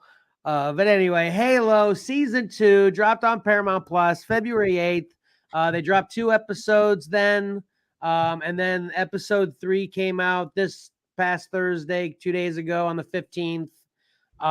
And it's still great, man. If you're a Halo fan and even if you aren't a Halo fan, if you're a sci-fi fan, this is great. They're doing a great job, in my opinion. There are some things, small things, in my opinion, to pick apart a little bit on this. Tyler's got some more Halo things he has complaints about with this show, but overall, I'm just enjoying the experience. And this picks up, as you can imagine, of course, doing it right from right off where Halo Season 1 dropped off and moving into Season 2. And even more exciting for me personally, my favorite of all the Halo story arcs is the Fall of Reach, which is, Halo Reach is my favorite Halo video game. I love them all, but if I pick one, Halo Reach was my favorite. And you got into the Fall of Reach a little bit, Fall of Reach's story a little bit in that video game. But man, they are definitely spreading it out and giving you more details with Season 2 of the live action Halo. And it is not disappointing me so far. I talk about it all the time, how I want more and more lore. I want backwards info for questions I have, maybe even getting answers to questions I didn't know I had. I love it. So I can't say enough to the both of you and everyone listening and watching. Check out Halo on Paramount Plus. Do you find yourself wanting to play the video game after watching? Yeah. Yes, definitely. Sounds like Nate's in Halo Reach as well. Yeah, Nate, absolutely. And then Lexi's chiming in. I'm actually watching this with Lexi. She's watching every episode with me, which I love when that kind of thing, when you cross over with what your kids love. Lexi says, okay, I can just say this show is great, but the last episode we watched, she's just not understanding why they don't want to catch the government, yet they know the chief is right. So she's getting into a little bit of the weeds of the actual details of the episode. But I honestly think she that's a little bit of a complaint on her part, but she's enjoying it. And I honestly think all the questions she has will get answered. We're just not there yet, that's what I love about one of the reasons I love this show is we're getting lots of details, and I don't mind having a bunch of questions as long as I feel like I'm going to get the answers, and I definitely feel like I'm going to get the answers. She wants to know now. I know. Yeah, I know, Lexi. I know. But anyway, yeah, again, check it out. Halo Season 2 on Paramount Plus. As of now, I'm giving it a solid 9 bags of popcorn. And it's really close to 10. It's really, maybe I should give it a 9.5 actually. But anyway. Is Godzilla in it? No. There is. There is some big monsters though. Yeah. I think back, and it's like if you can go back in certain times in your life and do something again for the first time, like playing Halo in the first Halo parties that we had, you know, man, those were so awesome because Halo was so new. That's the whole reason we bought Xbox was for Halo. Yeah. So that was fun. Yeah, it's, you know, when people look back with nostalgic things, you know, the parties, you know, with Xbox Live and stuff now, and everybody, you know, being online, you don't have to get together for the parties anymore. It's still fun to do it, but you don't have to. Yeah. You know, but back in the day, that's, if you wanted to play with a bunch of friends, that's what you had to do, and it was great. The Halo parties were awesome. So definitely one of the reasons I'm loving the show, remembering all that as well. And but they're doing a great job. They're doing a great job, and the special effects are motion picture quality, in my opinion. So, you know, Yeah, good. So that'll do it for me. Actually, Uncle Mike, you got one last comment. Oh, what is it? Read it to me. I can't. Oh yeah. I'm gonna start. I can watch it with Mark, right? I mean, there's probably some language, but no, yeah, I can't really think of anything. Maybe one thing, I'll tell you about it after the show, but a far majority of it, yeah, it's fine for kids, in my opinion. So yeah, I know he wants to watch it, so we'll get around to it. Yeah. All right. That's not too bad after missing 3 weeks. No. Oh, now we missed pick 3 last week, although you had a nice post on Facebook to kind of make up for us missing pick 3 last week. But I can't wait to see the pick 3 this week. Right, Pat? That's right. Yeah.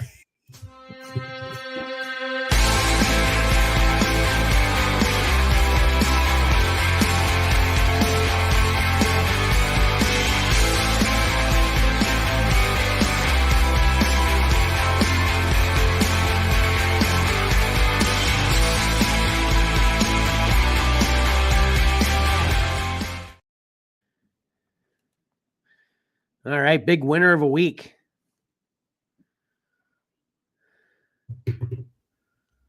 Excellent. Pretty excellent in my opinion.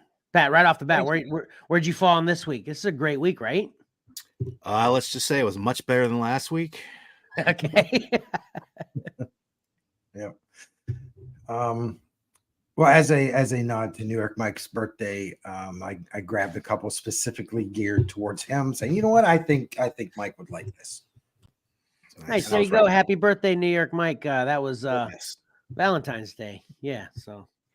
Yep. I think that was his 50th too. Him and Johnny went to school together. So unfortunately, he lives in New York. That's far away, dude. Yeah. Yeah. Got to move south a little bit. Yeah. All right. What you got, Mike? So here are 10 covers chosen from a list of 466. And these all have a shelf date of February 21st. We'll start off with Secret Wars Battle World number 4, Giuseppe Camuncoli. And then Edge of Spider-Verse number 1, Scotty Young. Come on.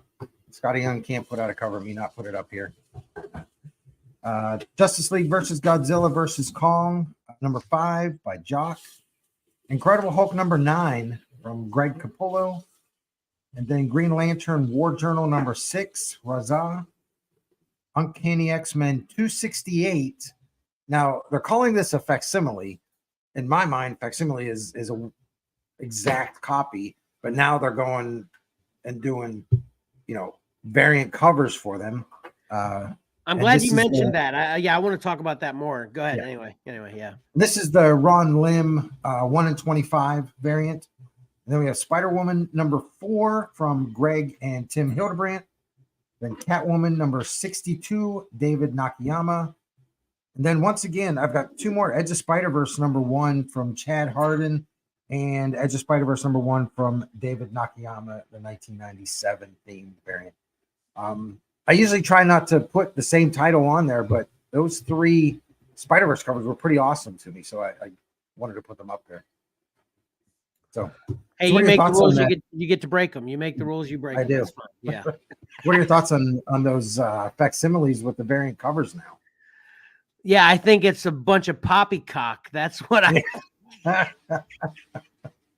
When I saw that facsimile descriptor, I was like, no, it's not. Like right out the gate, I'm not going to refer to this as a facsimile. It can be identical when you open it up for the entire book. But yeah, if the cover's not the same, it's not a facsimile. I want my facsimile to be unidentifiably different. You know, or did I say that right? I want the differences to be unidentifiable to the original, other than like the price or something very minor to where you can distinguish it, so you don't have people out there trying to sell facsimiles as if they're the originals. But that's how I want them to be, that close, if you're going to call it a facsimile. So yeah, I was a little bit disappointed to see that descriptor on here, but I do love this cover. It's a cool cover. It's just a reprint. Yeah, I love the cover too. It's the same scene, but you know, different moment. And I'm just glad to see Ron Lim doing some, you know, getting some work too. Yeah, and I think I've seen this cover where Black Widow had long hair for this too. I think that was actually a little bit better too, so. Yeah. Why didn't they just use that as a variant cover for that limited series that's out right now? Yeah, there you go. Yeah, that would have been good. Yep. Did you review number 1, Kevin? Yeah, isn't that one of I reviewed a few weeks ago? Yeah, yep. But what is the name of that? I don't remember. I actually got a copy of number 1. Yeah, right. But yeah, I loved every one of these covers. Madripoor or something like that. Yeah. Knights of Madripoor. That's it. Yep. Yeah. But actually, I like every one of these except the Green Arrow, because you know what that looks like? It looks like what overexposed actual photo cover, which I know it's not. It's Green Lantern, but what did I say?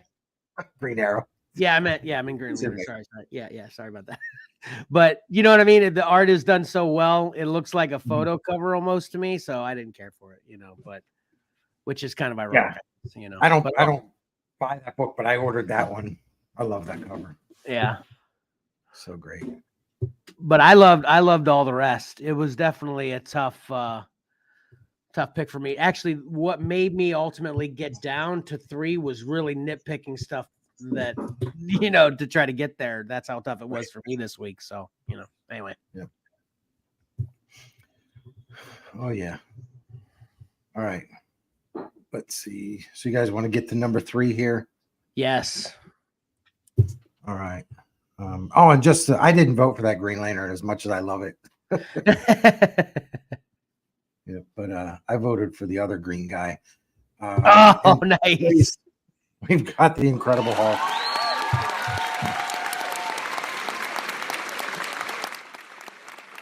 You know, they made the big announcement. Greg Capullo is coming to Marvel, and he's just doing covers. Like, give the man a book. I want to see him doing a whole book. Yeah, I mean, the covers I'm fine with, but come on, give us a little bit more. I was really glad to see this one in the top 3. You picked this one, didn't you, Pat? Yeah, it was really the only cover that I really liked this week. Nice. Yeah. I love when I get things right about what you guys like. Nice. Yeah, that's a cool cover. This one, this is who voted for it. Johnny, me, Kevin, Patrick, and Chelsea. Nice. Yeah, it was cool. It does look cool. I'm wondering why he doesn't have long hair, though. Isn't that where we are in the Hulk universe? What happened there? What's happening? It's a variant. That's why. Okay.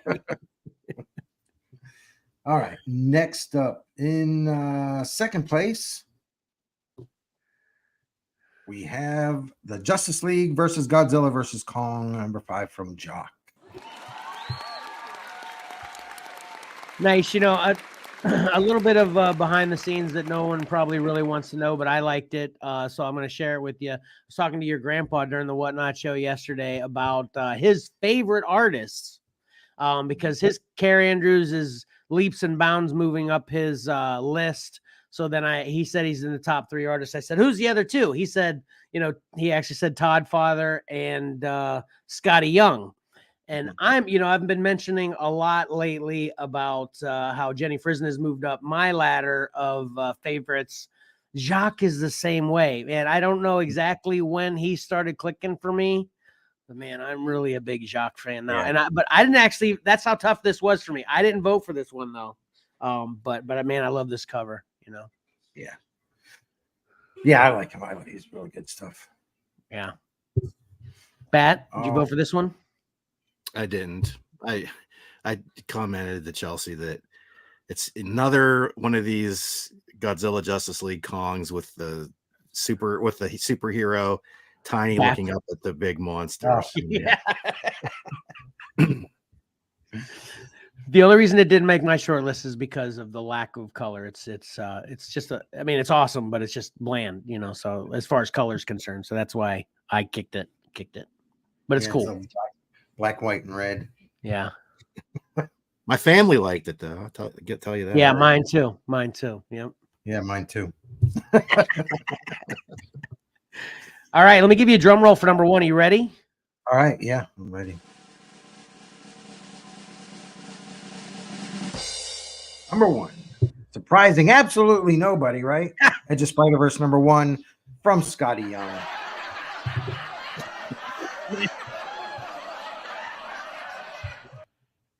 Oh, your comment's funny, not the cover. Everybody's happy the cover won, though, Mike.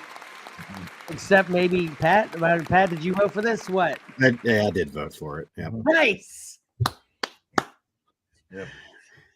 Mike? There's a lot going on in this one. I voted for it. There's a lot going on in this one.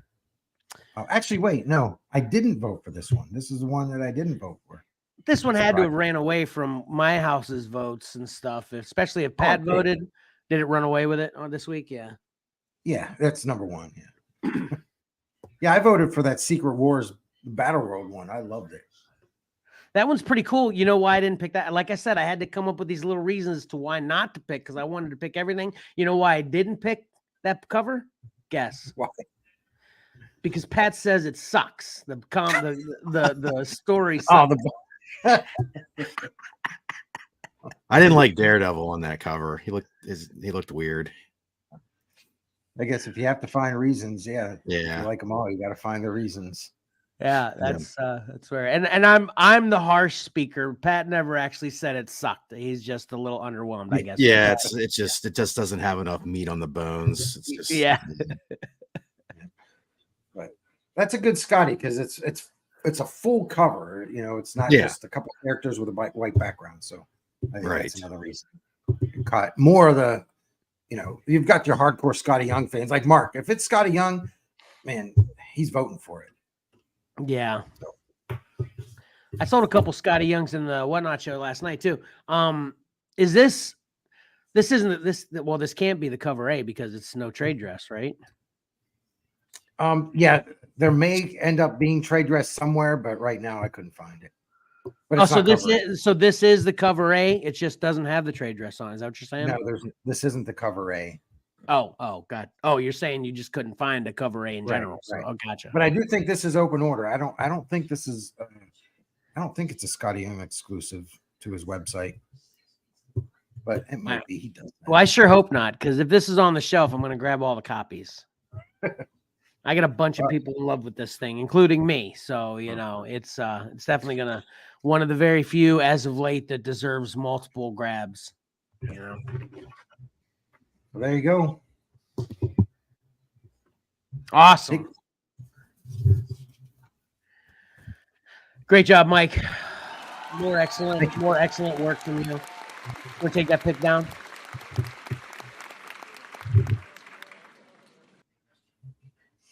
Oh wow! I don't even have to manipulate the screen at all. You're already first for what's up next, all right, Mike? And you know, we've had so many weeks. I'm sure this is gonna you know, be a lot of books for each person, right, Mike? You read a book, right? You read a bunch of books, right? I read a bunch of books, but I'm only going to talk about this one. Okay, cool.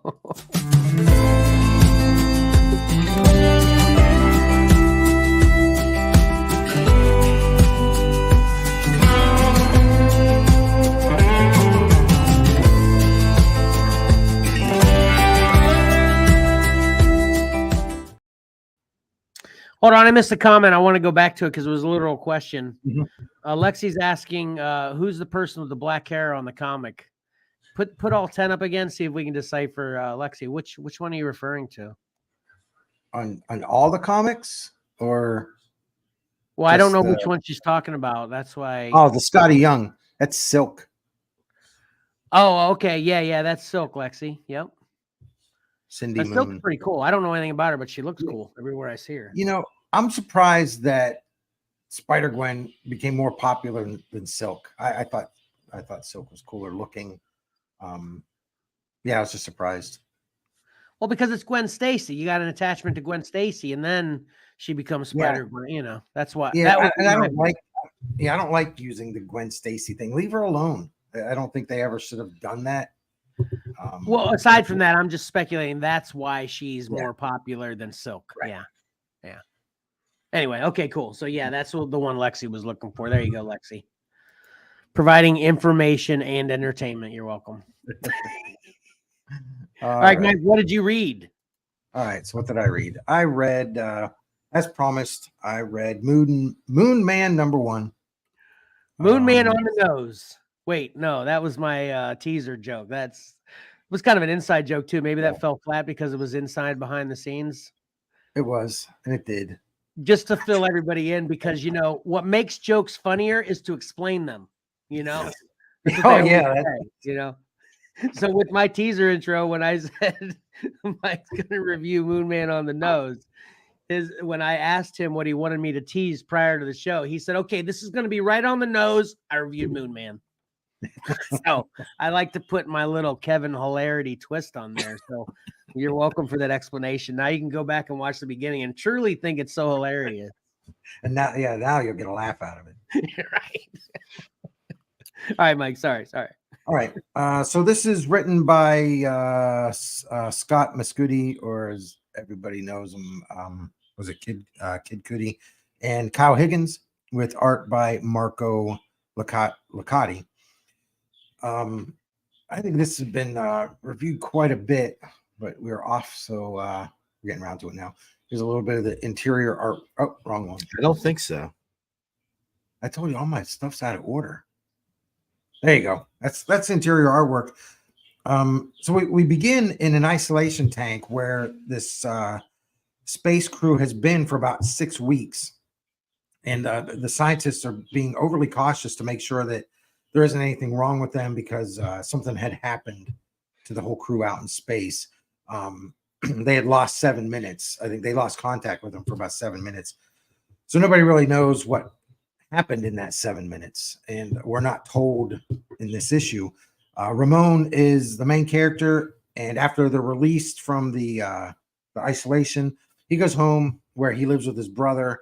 I think their parents have since passed, so it's just him and his brother. And Ramon experiences these weird episodes, and on here you get this is the first time he experiences it, this double page spread here, and it seems like he almost, I don't know, I think it's more mentally than physically here. He goes to this area in space where there's just this void out there. And this issue, it just leaves you with a bunch of questions. I have some other artwork in here, but nothing's in order, so I better not try to find it. And basically also his brother is actively protesting the company that Ramon works for, the company that put him into space.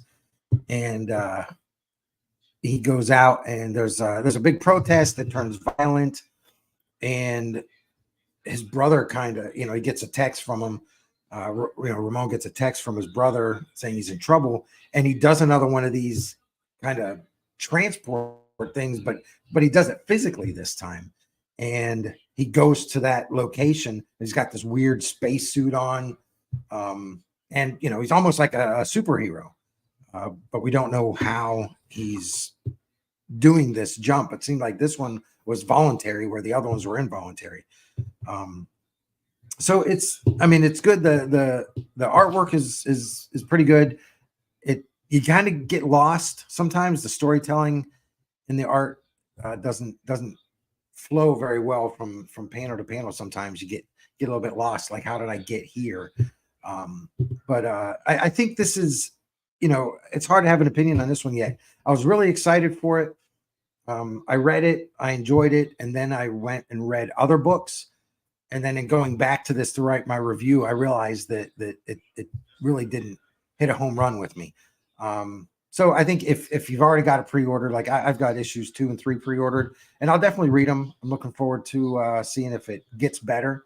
I know Kyle Higgins is a really good writer. I think this is Kid Cudi's first piece of work that he's on. So we'll see where it goes. And I think the character Ramon is kind of the looks and everything I think is based on him as well. So we'll see where it goes. Right now, I just have no opinion on it. So if you've got them pre-ordered, great.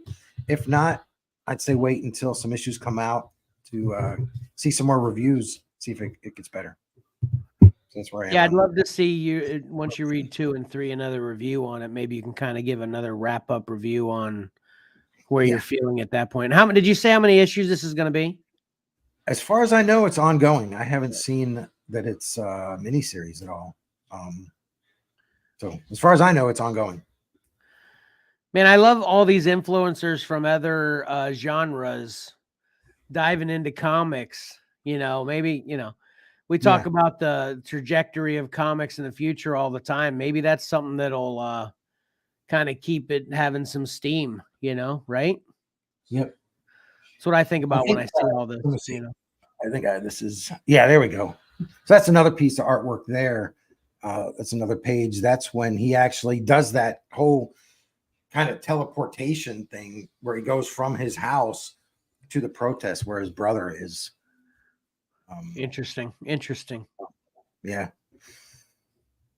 So that's it. Moon Man, really on the fence right now. Okay. All right, Pat, what do you got? What I got is I'm not on the fence. I think me and Mike are pretty much aligned here. He took the ball and ran with it for 1 through 3 and let me do 4 through 6. Nice. This is Sacrificers 4, 5, and 6, published by Image Comics by Rick Remender and Max Fiumara. Sorry. What's that? No, I think I was saying it incorrectly. I like the way you said it. It makes more sense. It sounds correct. No, don't do that now. I was trying to follow your lead, and I don't want to. It's one of those. It's. We always talk about this. It's one of those things. It's all fine and good in your head, and then you go to say it out loud. It's like, yeah. What I'll say first off, right out of the batter's box here, is that Rick Remender is right up there. I'd say with Jonathan Hickman, as far as a writer who's an excellent world builder, they come up with these huge, and I'm sure Max has some input here too, but they come up with these huge worlds and the characters within it, and you don't feel lost when you read the book. You feel immediately like drawn in, whether that's they're just their way of writing, or they're bringing you in through a character or whatever. But it's almost to their detriment sometimes, with especially when Rick has worked, and even Jonathan Hickman has worked with the big companies like Marvel and DC. It's tough because they have these grand plans for these characters, but they're always shoehorned into the sandbox of Marvel or DC, where they can change some things, but ultimately they have to retread their steps and reset the status quo. But here, as we've seen with Rick Remender in the past, he's not handcuffed when he goes and does a story like this for on his own, create her own book for Image, and it's definitely to the benefit of the book and the readers, I believe. So basically, and beware, there's probably going to be some spoilers in here. Mike took us sort of right to the edge with number 3, where they had the sacrifices in the chairs, and it all seemed well and good. They were singing songs and all, they were giving them treats and everything, pampering them. But we definitely saw on the closing pages of number 3 that things weren't so nice in this world of the sacrificers, and that leads right into issue 4. And Mike, you mentioned this is very graphic too, right? That's right, Pat? Oh no, I think it was. Not? It's not. I think what Patrick's talking about there, those final pages of issue 3, they were horrific. not in a visual sense, Oh, okay. but the sense that when you read it, and I actually have a spoiler page on here of it, because it just when you turn that page and you see it, you're like, holy cow, it's just a gut punch. Okay. And it's just for the characters to be in such a horrific predicament. Okay. And it came Yeah. across so well. All right. Sorry, Pat. Continue. No, this is great because I appreciate Mike being here, also having read the issues, and feel free to chime in whenever you can, especially if I screw things up. But basically, we find out in this issue, you can see the globlets there, that the process that they're going through is basically they kept them happy and calm and content because of this process that they go through with the contraptions we saw in Mike's panel there. They basically just sort of like take their essence out of these children and they make it into this elixir for these, the higher ups in these different areas of this planet, the heads of the planet, and during this whole harvest gala ceremony. And that's where issue 4 sort of picks up. The ceremony begins, and we find out that the leaders of this planet need this life elixir to basically remain immortal. So they're taking in the essence of these sacrificed children. And basically, sort of what we see here is sort of like a family drama playing out between Harlos, who's sort of I think he's the ruler, the king of the whole planet. His wife is Luna. She's sort of like this moon god, thus the name Luna. And their daughter is Seluna. She's sort of half and half. She has sort of like the sun powers of Harlos and the moon powers of Luna. And we basically see that she's sort of eavesdropping on the ceremony. And where we find out Luna, the wife of Harlos, he's had enough of this whole process and sort of rejects. She's giving the elixir and she's rejecting it. She's like, she doesn't believe in this process anymore. She thinks everyone should just live their lives, and it doesn't agree with the sacrificing of the children. And we also find out a big subplot in this issue is that the foreman, who was, shown in the early issues, he was the one going out with the troops, gathering the sacrifices.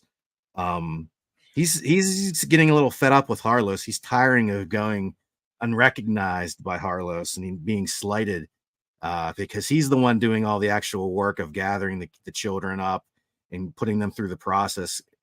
And he gives the elixir to the higher ups, and they kind of look down on him. So he sort of, once we kind of thought he was just like a sort of shadowy character doing the bidding of Harlos, but now we start to see that, there's more to this guy than we first thought, perhaps. So Luna, the daughter, actually sees the foreman sort of ditching the ceremony and heading out, so she decides to follow him, and that's kind of where we leave issue 4. I don't know if you have any comments. Correction, real Yeah. It's the people are the lords of Harlos. I think Harlos is the planet or the area, and Lord Rokos. Oh yeah, that's right. It's Harlos, Rokos. It's very similar. And the thing about Luna, which it's Rokos is kind of the sun, and Luna is the moon. And I think the greatest thing about Luna, and I have it here, is she's not just one entity there. It's like she's made up of the different phases of the moon. Yes. And this issue showed that. I was like, that is so awesome. Yeah. It was so cool. And then, of course, like you said, their daughter is a mix of both of them. That is very cool. Yeah. Awesome. But anyway, go ahead. Yeah. Thanks for that correction. It's funny you say that, because when I was writing it, I was sort of questioning his name because I had it written like twice, and I was thinking it didn't quite seem right. But so thanks for that correction. So that moves us into number 5. And right away, the focus there, you see Seluna. She's sort of traveling on this magic carpet, tracking the foreman. And the focus is on the foreman at the beginning of this issue and his wife, actually. And we start to learn more about the sacrificer process. And what all it entails, and how the foreman is sort of fed up and he has plans of his own because he's doing a little collecting of children above and beyond what is actually necessary for this whole sacrificer process on the planet. So he has like an excess stock of children, including one of our main protagonists that we saw early on, the blue bird typed creature who seems to be going by the name of Pigeon. He looks like a pigeon. Maybe his name is Pigeon. And we kind of focus on him because he was not selected for this last go round of sacrifice. So he's still out there missing some of the friends that he bonded with that did get chosen for the sacrifice. And I think he's sort of starting to question what's actually going on here. Things aren't adding up in his head. So he starts to sort of explore on his own. And in this issue, we kind of leave him before we jump back over to Saluna. We leave Pigeon in quite a predicament. He's dove into the water of the planet, and he sort of gets sucked into this water siphoning tube. And that's kind of where we leave him. But we also leave Saluna, who confronts the foreman because she's found out a little too much about the process when sorry, I screwed that up. She confronts and is captured by the foreman. And then she starts to find out a little too much about the process because she becomes part of the process. And this is where I'll say this is great writing by Rick Remender, because I don't know about you, Mike, but I thought that was pretty much it for Saluna. You know, this is you kind of start to think this is one of our main characters. We're going to follow the through line of this book, and she gets strapped right in the machine at the end. But we also find out that it's a different type. There's different mixes to this elixir.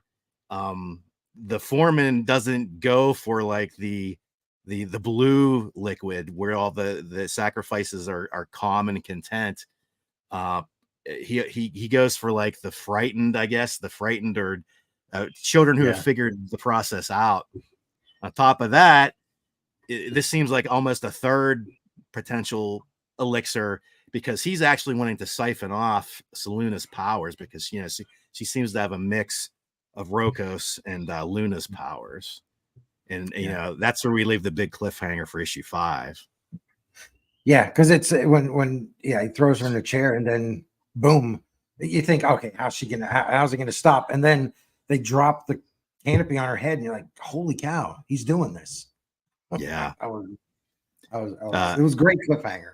Yes, exactly. And unfortunately, little side note here, poor Saluna's little pet met an unfortunate end in this issue as well, which is a little graphic.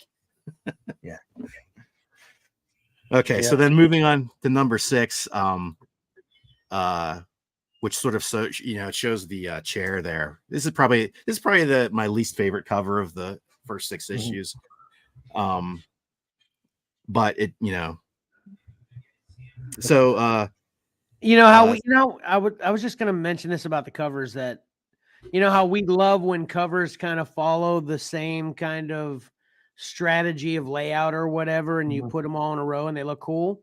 Yeah, that's what seems cool about this series too, though, is that they all the cover strategies kind of change up a lot in this series. It seems, obviously I haven't read it, but from what you guys have shown, it doesn't seem like there's any that are exactly the same type, which this one is a little bit lackluster, but it's cool that it's so different, Yeah.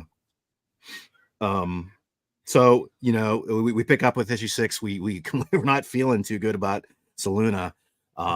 And right, as they're starting to extract her essence, the process is interrupted by our buddy Pigeon, who has been sucked through this, the water siphoning, whatever they're doing to add water to the essence or whatever.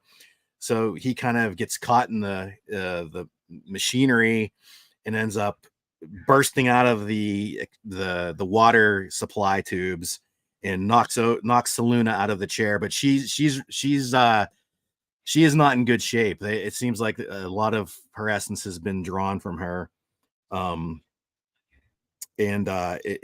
unintentionally, some of the solution, the essence of Saluna, drips on the Pigeon, So this is another like added, layer on top of all this, because she seems to be a powerful hybrid combination of her two parents, and now some of the essence that the foreman intended for himself has now found itself to Pigeon. And when that kind of leaves us, you think that the two unlikely characters here are gonna join forces, but they don't exactly get along too well. And this was kind of a funny thing, because it, again, subverting your expectations, because you're sort of on Seluna's side. This, she's going against her parents, trying to find out what exactly is going on with these children. And then she comes off as an entitled, spoiled brat, and doesn't want, she's sort of like, she plays down to the Pigeon character. He's just a common, bird creature. He doesn't deserve to be around someone like her, a princess. And it was kind of shocking. You kind of thought that these two would be immediately pushed together, but they're gonna need to maybe change their way of thinking, and how they think about their society, and try to work together if they want to survive this, because the foreman sets his forces out to track them down. And you do see it there. I will say there's some graphicness in this issue, because Pigeon gets these powers and he starts tearing into the foreman's henchmen, just ripping them to shreds. Yeah, he goes off. Yeah. But so this whole thing kind of leaves you hanging there, that and also I should have mentioned, I can't remember if this happens in 5 or 6, Mike, you can correct me, but Rokos actually kills Luna. That's a pretty big plot there. Yeah, that's in 6. I have this, which was pretty awesome. I mean, it's such great storytelling. When you look here, yes, you can see her talking, and her mother's up in the sky, and then boom, she's gone. So that's when Luna gets killed, and I thought that was fantastic. So well done. Yeah, and you can also see my Mike's picture there, that how Seluna has been drained of all her essence and power. She's in bad shape. But that's kind of where they left it off in issue 6. And it was a kind of a perfect stopping point, because Fiumara needed some time off to gear back up for the second arc, which we talked about in today's previews, which being solicited. It'll be out in a few months. And if I'm sure, like Mike, this is a must-have. It's an excellent book. If you missed the single issues, just like we said, previous previews, the trade paperback is coming out, so you can get them all in one shot. I don't think you'll be disappointed. I don't know if Mike has anything further to add to that review or not, but no, I have some. I have some interiors that. Perfect. So I love sharing this. So that's Luna right there, and whenever she first gets to the foreman's place, and she's pretty powerful. She's awesome character design. But then of course his guards take over. That's the wrong one. If you also notice there too on that previous picture that you may not recognize the foreman, because he had previously been in this mask. Right. And I also think it was kind of a shocking surprise to find out that he's sort of like the race of the bird creatures, like Pigeon is. Yeah, I think I would say they're pigeons. Yeah, that's what I would guess. Yeah, because I think she calls him a pigeon at one point. Yeah. But would you guys consider this a mature title? Not so far. It's borderline because of violence. I think a lot of the politics might go over kids' heads, but there's no sex, or nudity or anything like that in it. Yeah, the language is all good, Yeah. Okay. But here's Luna in the chair, and you can see the gold. And I think it's kind of they extract fear or happiness and joy, and the happiness and joy is blue, the fear is gold. The foreman he consumes the gold. So there's that. And then, okay, so this is from issue 3. This is the spoiler from the last pages.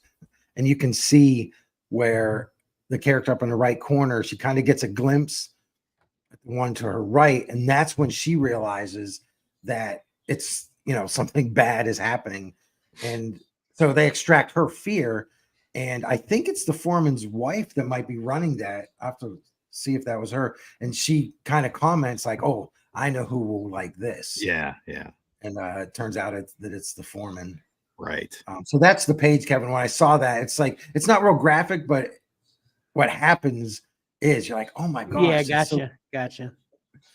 And then what page is this? Oh, okay. So that's right after it's happening in where she says that I know who will like that essence. Oh, yeah. There you go.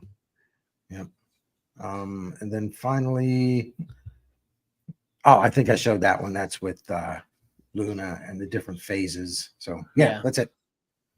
Then of course I had those. So it's a must-have. And this is where I said earlier, I'm kind of gonna break my own rules and stuff. It's not really a rule, but I had said that Dracula was my favorite book. Initially I said this was, and then I said Dracula was. I'm back to this. After reading 1 through 3 of Dracula. I have issue 4 up there. I didn't even read issue 4. I went back and reread 3 and then read 4, 5, and 6. And this is the best title for me in 2023. And I'm looking so forward to the rest of it. So, nice. That's all I have. That's all Pat and I have for this. Well, I can't wait to hop on board to enjoy it too, because this sounds awesome, obviously. All right, great. That's awesome for me to follow up on. So anyway, I read this comic. Anyway, though, this is I'm going to actually reference a lot of I talk about how much I love the coincidences on our show all the time, and I'm gonna go around a couple times with a couple cool coincidences on this. So I read Batman One Dark Knight. Hey, I know that artist. Yeah, this is issue 1 and issue 2. I read. This is a Black Label, oversized. Those Black Label issues are actually a little bit. They're even bigger than magazine. They aren't even magazine size, right? They're a little bit bigger than mags, I think, right? I think they fit real tight in a magazine bag and board. Okay. I think they are larger than a magazine, but they fit tight in a magazine board. But this is story and art by none other than Jock. Yeah, we're talking a lot about it. It's kind of funny. Again, coincidences. What brought me into this was Patrick, you had shared in our investigations for the Last Ronin cover that ultimately won Cover Combat 7. That it wasn't Jock, but one of, I think, your grandpa's people advertised that it was a cover that was by Jock. Is that correct? Am I saying that right, Pat? That wasn't Jock. But he said it was Jock in that post, and then that's what made you did research, right? To find out the Jock actually had nothing to do with it, right?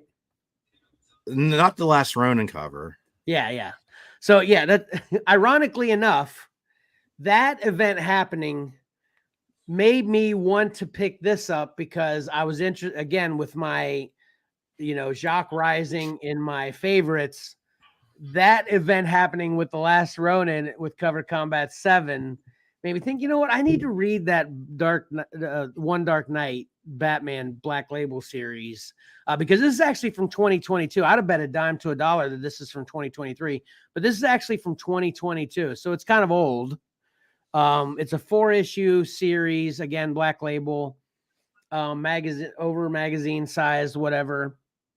And first thing is I love the art. Again, as usual, I don't have any interiors on it. It's all great though. I love the covers and the interiors.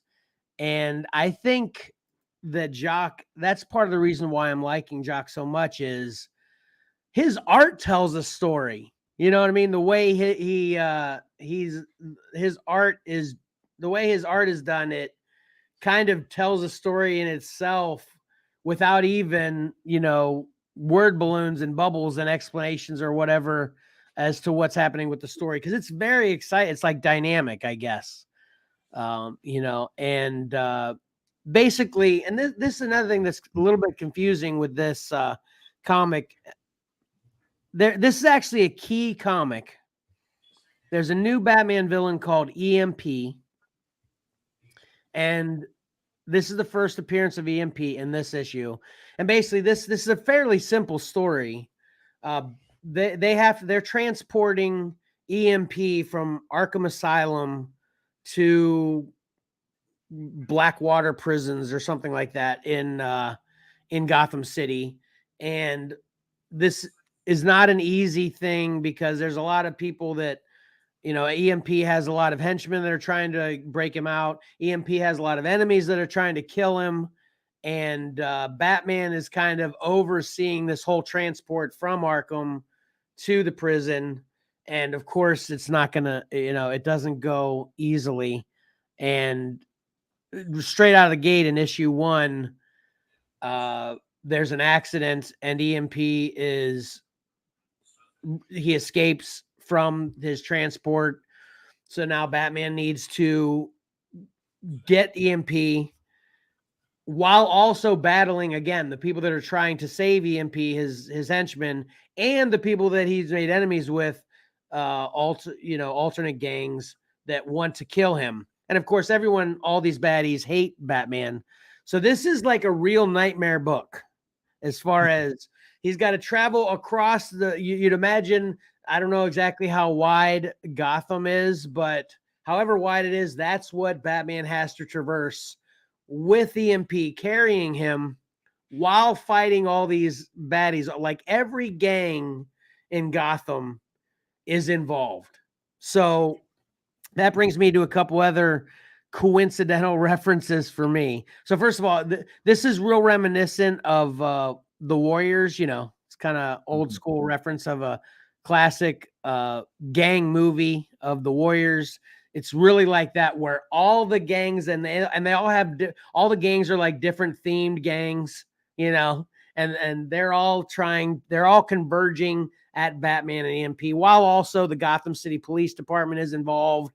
And there's actually a whole kind of side story with a little bit of political things as far as what to do with prisoners and what not to do with prisoners and stuff like that. So this is a very simple story as far as just understanding what's happening, but it's very complex in all the details. And man, it is exciting. Again, with the art itself, there's not a lot of words in this. It's mostly you experiencing the story through the art. That's why I was kind of expressing I like the way Jock's art is that way. But anyway, the other coincidence for me is having so much time off, and especially with me being sick, I spent a lot of time on the couch. So I've literally watched hundreds of hours of stuff. I like a lot of stuff. So anyway, one thing I watched was a movie that I'd never heard of called Run All Night. I'm gonna actually cross over a little bit here with what Kevin watched, but as soon as I saw this movie Run All Night, I recommended this to my boys and even Mike.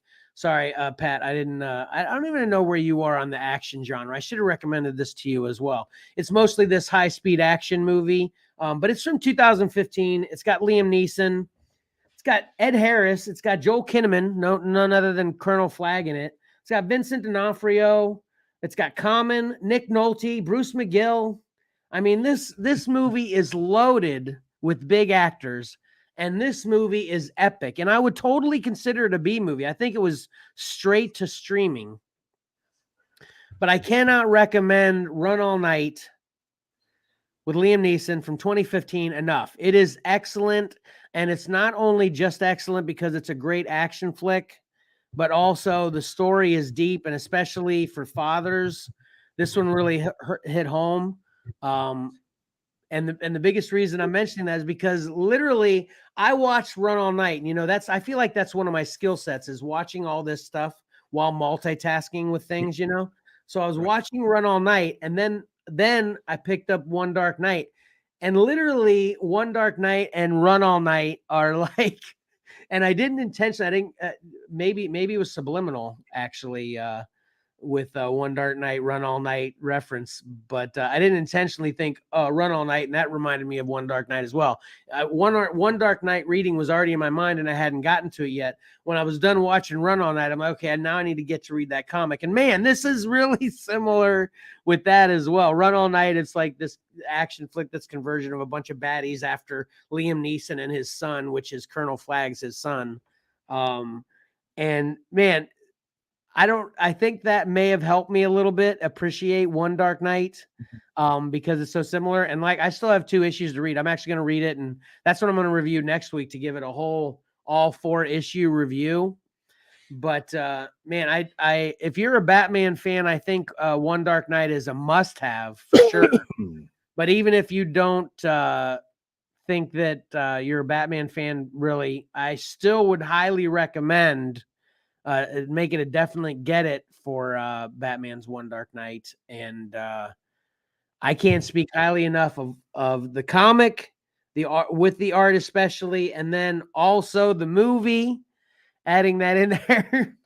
This is all excellent stuff. I feel like I haven't been let down by most of the things I've been consuming as of late. So yeah, that's my review on One Dark Night. I'll continue and get the other 2 next week.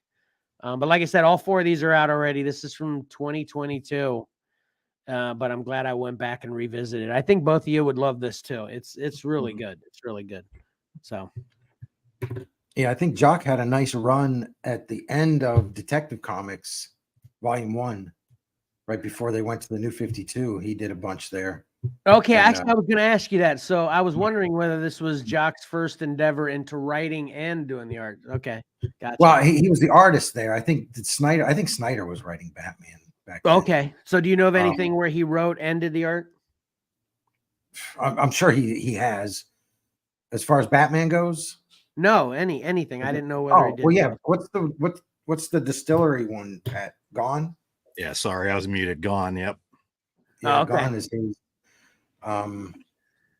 Yeah, I'm not sure. I know he's probably done more. I can't think off the top of my head. But okay, I just didn't know whether he wrote those 2 or he just did the art. Okay, and yeah, that's I may have. I think I kind of interrupted myself with my thought about EMP.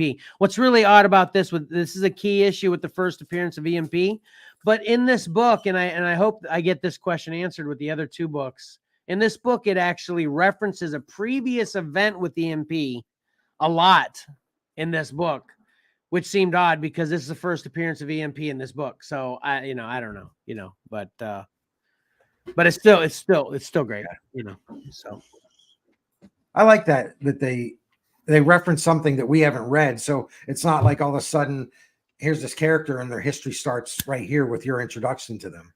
It lets you know it's like there's a whole big history with this character that can be addressed at another time. So yeah, I didn't even think about that. I hope they get to it in issue 3 and 4, but even if they don't, then it'll be interesting. That'll always be a question in the back of my mind. And whoever reads One Dark Night, it's like, okay, what exactly happened in that incident with the MP? So, yeah, there you go. Yeah. Cool. All right, man, that was a pretty epic get it or forget it. Yeah.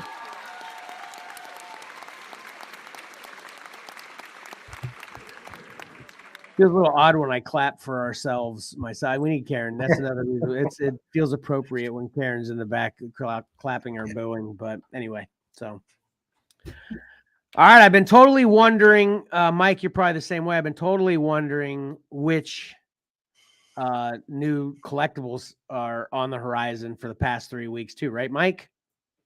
Yep. You got a couple of those for us, Pat? A few. Yeah. What were you saying, Mike? Sorry. Now, I've seen some things, because I follow some of the toy things. I'm like, oh, that looks awesome. Oh, can't wait to see Pat talk about that. Exactly, right. Because I'm too lazy to read it.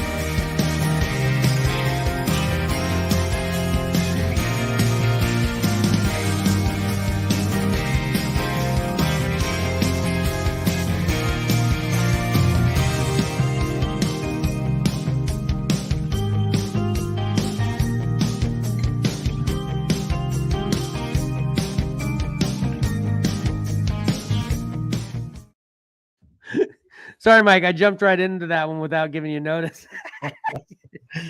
Yeah, that was funny. You were just saying you're too lazy to read on it. You know, Mike, or Pat will just give us Yeah. all the details later. Yeah, it's like I'll just wait for Pat. So. Yeah. All right, here we go. All right, we'll start off with some McFarlane Toys news. Continuing the Superpowers line, and this is by far my favorite wave of announced Superpowers stuff so far. Enough so that I'm like, maybe. And do I have to go back and start picking up the old stuff? This first wave, yeah. This first wave includes, this is the basic figures here. Kilowog from the Green Lantern Corps. These are your $10 retail figures. The retro sort of style figures to fit with the Kenner from long ago.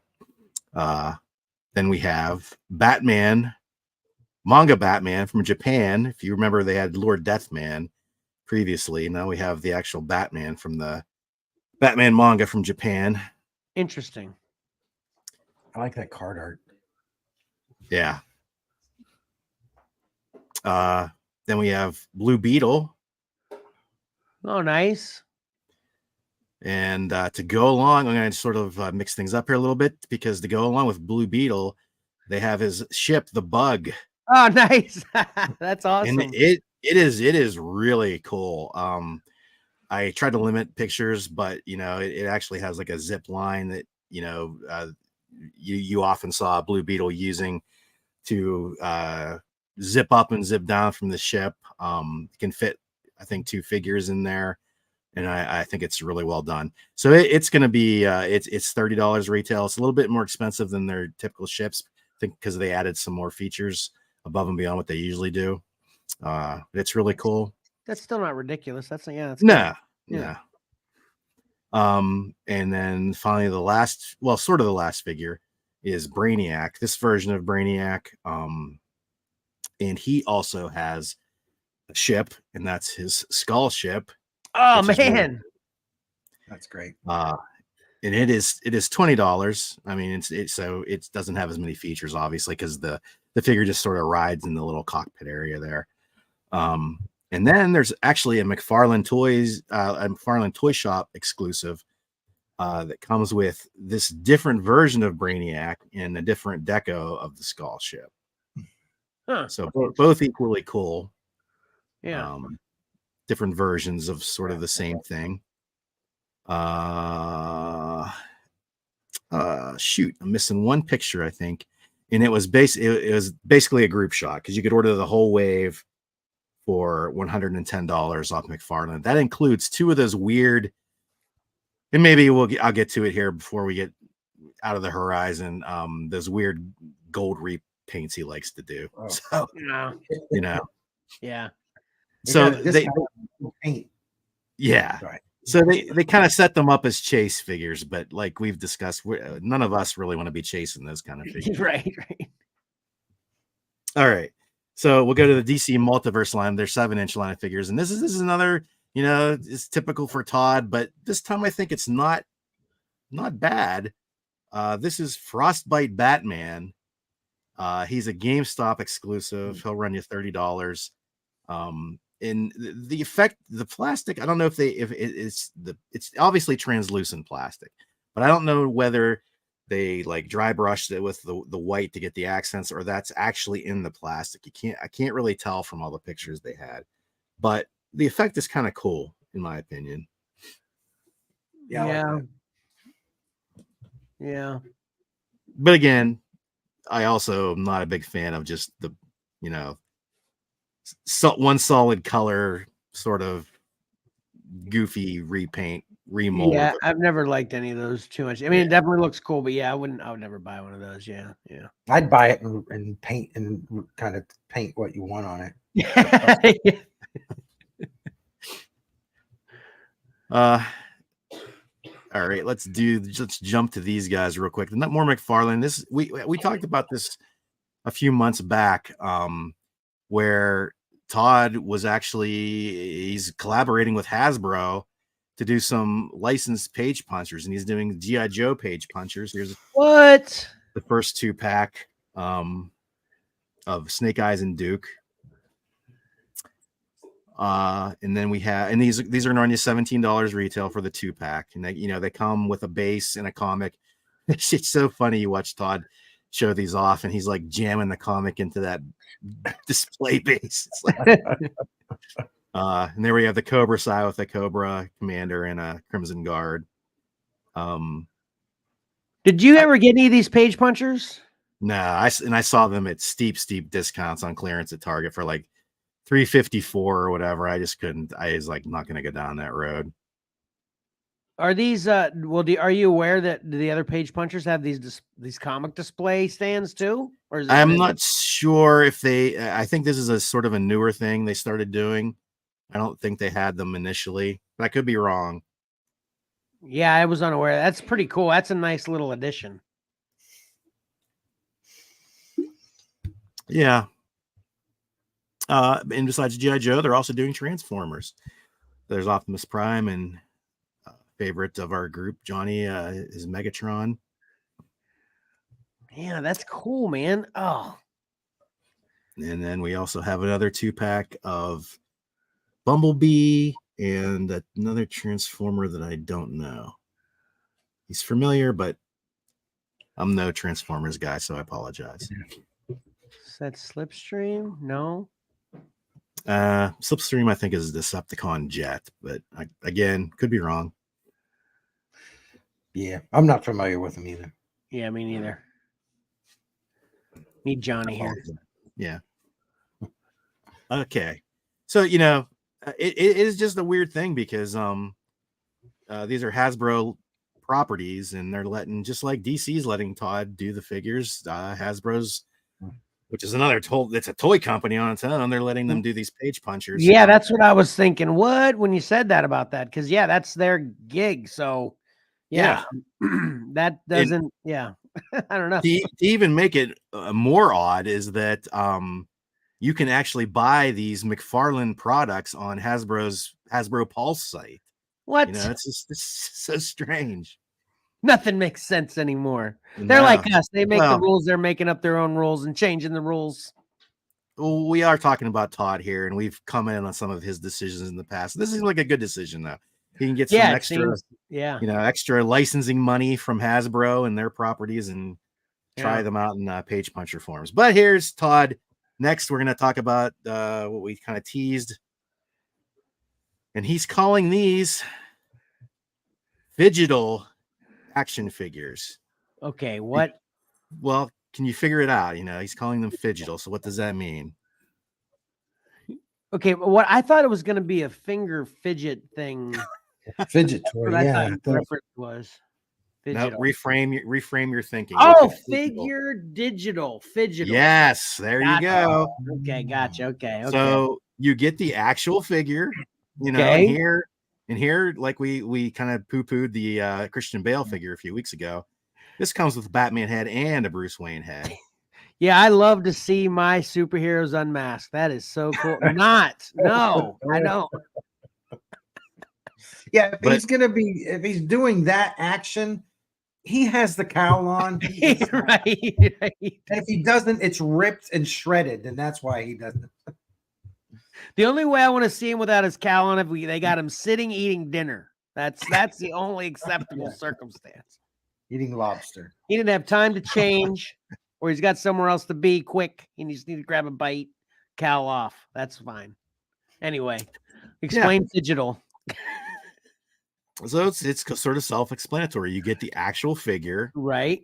And then what do I get digitally? You get the figure digitally. Now, I say that, but I still could not find, either through searching or from Todd's explanation itself, if you get this figure in digital form or it's just some random figure. It was never really explained, I don't think. Okay, so let me just ask this real concisely. Okay, so basically I get a physical figure, and then I get a picture of that figure. You get a code to download the digital version of a figure. I get a code to download a picture of this figure. Well, it's probably those. They might be serial numbered. What are those EFTs or whatever? Or the, AFT. Yeah, and this yeah. yes, this is what Todd has been trying to push.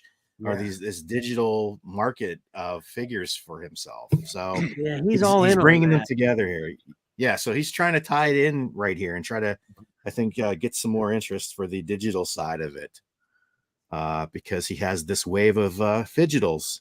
And if you want to just to go further down the Todd craziness, he called this one Sassy Batman. Shut He up. said Batman's looking sassy. He looks angry. Sassy. Yeah, Batman doesn't get sassy. He gets PO'd. Yeah. So this will be forever a sassy Batman as far as I'm concerned. Thanks to Todd. And these are three classic. There's three in this wave, and they're very classic figures. And I think they're pretty nice. You know, forget about the Bruce Wayne head. He looks fine with the Batman head. Yeah. I was gonna say though that the bat signal and the belt kind of stand out when it's got the blue and gray, but then the black and the black for like if the kind of stand. It doesn't look bad. It's just that kind of stands out to me. Yeah. Well, if you don't like fidgetal sassy Batman, perhaps you'll like classic Silver Age Hal Jordan Green Lantern. Can we get one with him not smiling like that? That's a weird smirk. He's kind of a happy guy, though. I see Hal Jordan being that way. That's what I think about whenever I see Kilowog. It's like, Green Lanterns, they all beat the crap out of you with their, the ring power all the time. But, Right. Hal Jordan, all of them, they're kind of, they're not small guys, but they're not like hulking. But then when you see Kilowog and he can beat the crap out of you with his ring, and then he's just vicious without his ring, then he's awesome. But anyway, I was thinking about that when you showed that first action figure. Yeah. And this looks pretty cool, though. This looks cool. Yeah. And finally, we have a classic Aquaman.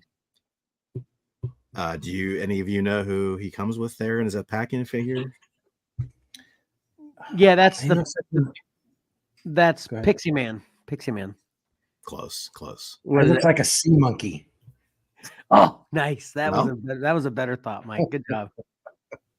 His name is Quisp. He's sort of like Batmite. He's like a fifth dimensional imp, and he bugs Aquaman. He bugs me too. Yeah.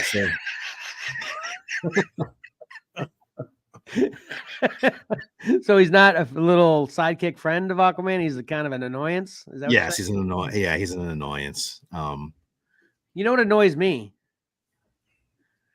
Whenever they make action figures that they try to create, I'm assuming his hair is like that because he's underwater, and that's how his hair would flow underwater, right? Yeah, probably. But he's not underwater, so just make his hair regular.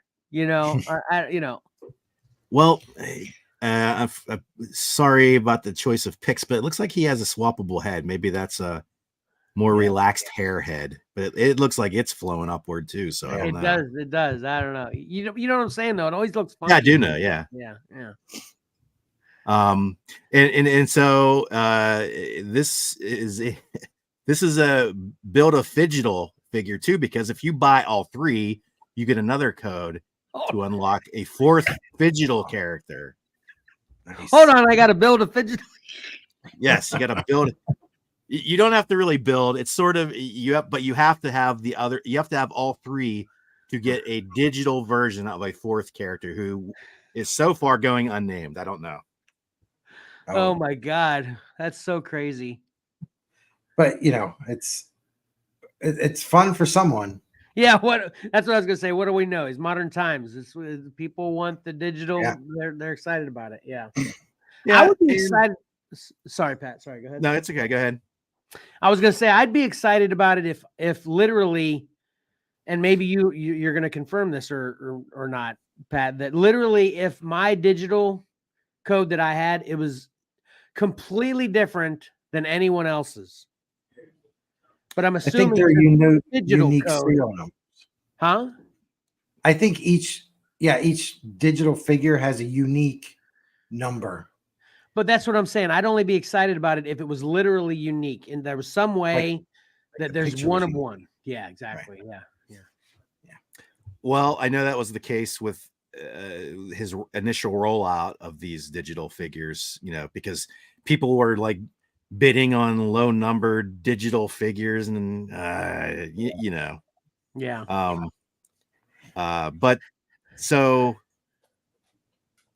yeah. And like I said, I don't think they announced who would be the, figure you're getting digitally, but they're $25 retail. I think that is like $2. It's so hard to track prices these days because they're store exclusives and prices are going up. But I think the normal DC multiverse line is like 23 retail. So this is like $2 more perhaps, so to get the digital along with it. But that's not much of a gap. And if you don't care about the digital, you can throw away the code. Maybe turn around like we used to do with the digital movies and sell the digital movies. Oh yeah. Yeah. Interesting. It's interesting regardless of how we feel about it. I think it's interesting, Yeah. All right. So yeah, we'll move away from Todd. We'll head over to the Hasbro side of things in the Marvel universe. There was a lot of excitement this week because the Super Bowl, the Deadpool trailer dropped, Deadpool and Wolverine trailer. Yeah. So they wanted to strike while the iron's hot and announce the Deadpool core figure pack here.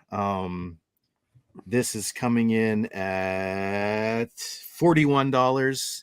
You get dog pull and squirrel pull along with Deadpool.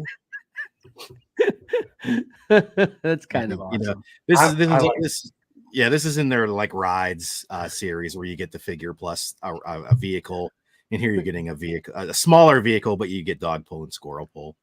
I want squirrel pull. And it's kind of cool. Well, wait do you see them? Wait do you see the action shot here? This sells it. Okay. That is funny. That's pretty cool. Yeah. If I was a Deadpool fan, I'd definitely want that. But yeah, I'm with Mike. I actually want the dog and the squirrel more than I want Deadpool on there. Right, same here. Because you could fit a number of action figures, you'd assume on that bike, and then just have the dog and the squirrel ride with them. Yeah. Looks like you get a Bob, the Hydra Agent Bob head too for some reason. I just noticed that today. Yeah, I see that. Yeah. I don't know what's going on there. Speaking Maybe that's of you can that's so if you want to. There's been other Hydra agents. You could swap heads and have a happy Bob the Hydra agent riding, behind Deadpool on his scooter, I suppose. Speaking of that Super Bowl commercial, man, I was digging it, and I was so excited to see Wolverine because we've seen stills of Wolverine. But I was excited to see if it, translates well in action. Man, then they kind of just gave us a little shadow teaser. We didn't actually get to see Wolverine. We saw him in his white suit. The back of him. Yeah, well, that's what I'm saying. Yeah. That's the most we saw of him. Right. Shadow. Yeah, it's funny that we definitely saw more of them online in leaked photos than we did in the trailer. Yeah. But one of the other leaked rumors is Daniel Radcliffe is somehow involved in this movie, and that's potentially who the Patch in the white suit version of Wolverine potentially could be. Oh yeah, I saw that somewhere. Yeah. But that's all speculation. Yeah. So. Yeah, which I could see that though with how some other movies I've seen Daniel Radcliffe in. He's not exactly Harry Potter anymore. That's the thing with the Deadpool. Expect the unexpected. Right. Right. Yeah. Then we have a standalone Deadpool on the retro X-Force subline X-Force on the X-Men cards from back in the day, recreation of that. Yeah, that's what I'd grab right there. Yeah, that's pretty cool. Yep. He's sort of got the bluish black highlights instead of the straight black. Gives him kind of a different look. Yeah, it's pretty cool. And then we'll move on to Star Wars. And some of this, there wasn't a lot of stuff that came out in these last few weeks, but Some of it might stretch back a little way, and this is sort of old news now, but this is the New Republic E-wing. I haven't warmed up to that one yet. How about you, Pat? Yeah, I'm not. It's not my favorite starship for sure. But I guess it's sort of it was sort of first in video games, and then it showed up in Ahsoka briefly, I guess. So it's branded as Ahsoka.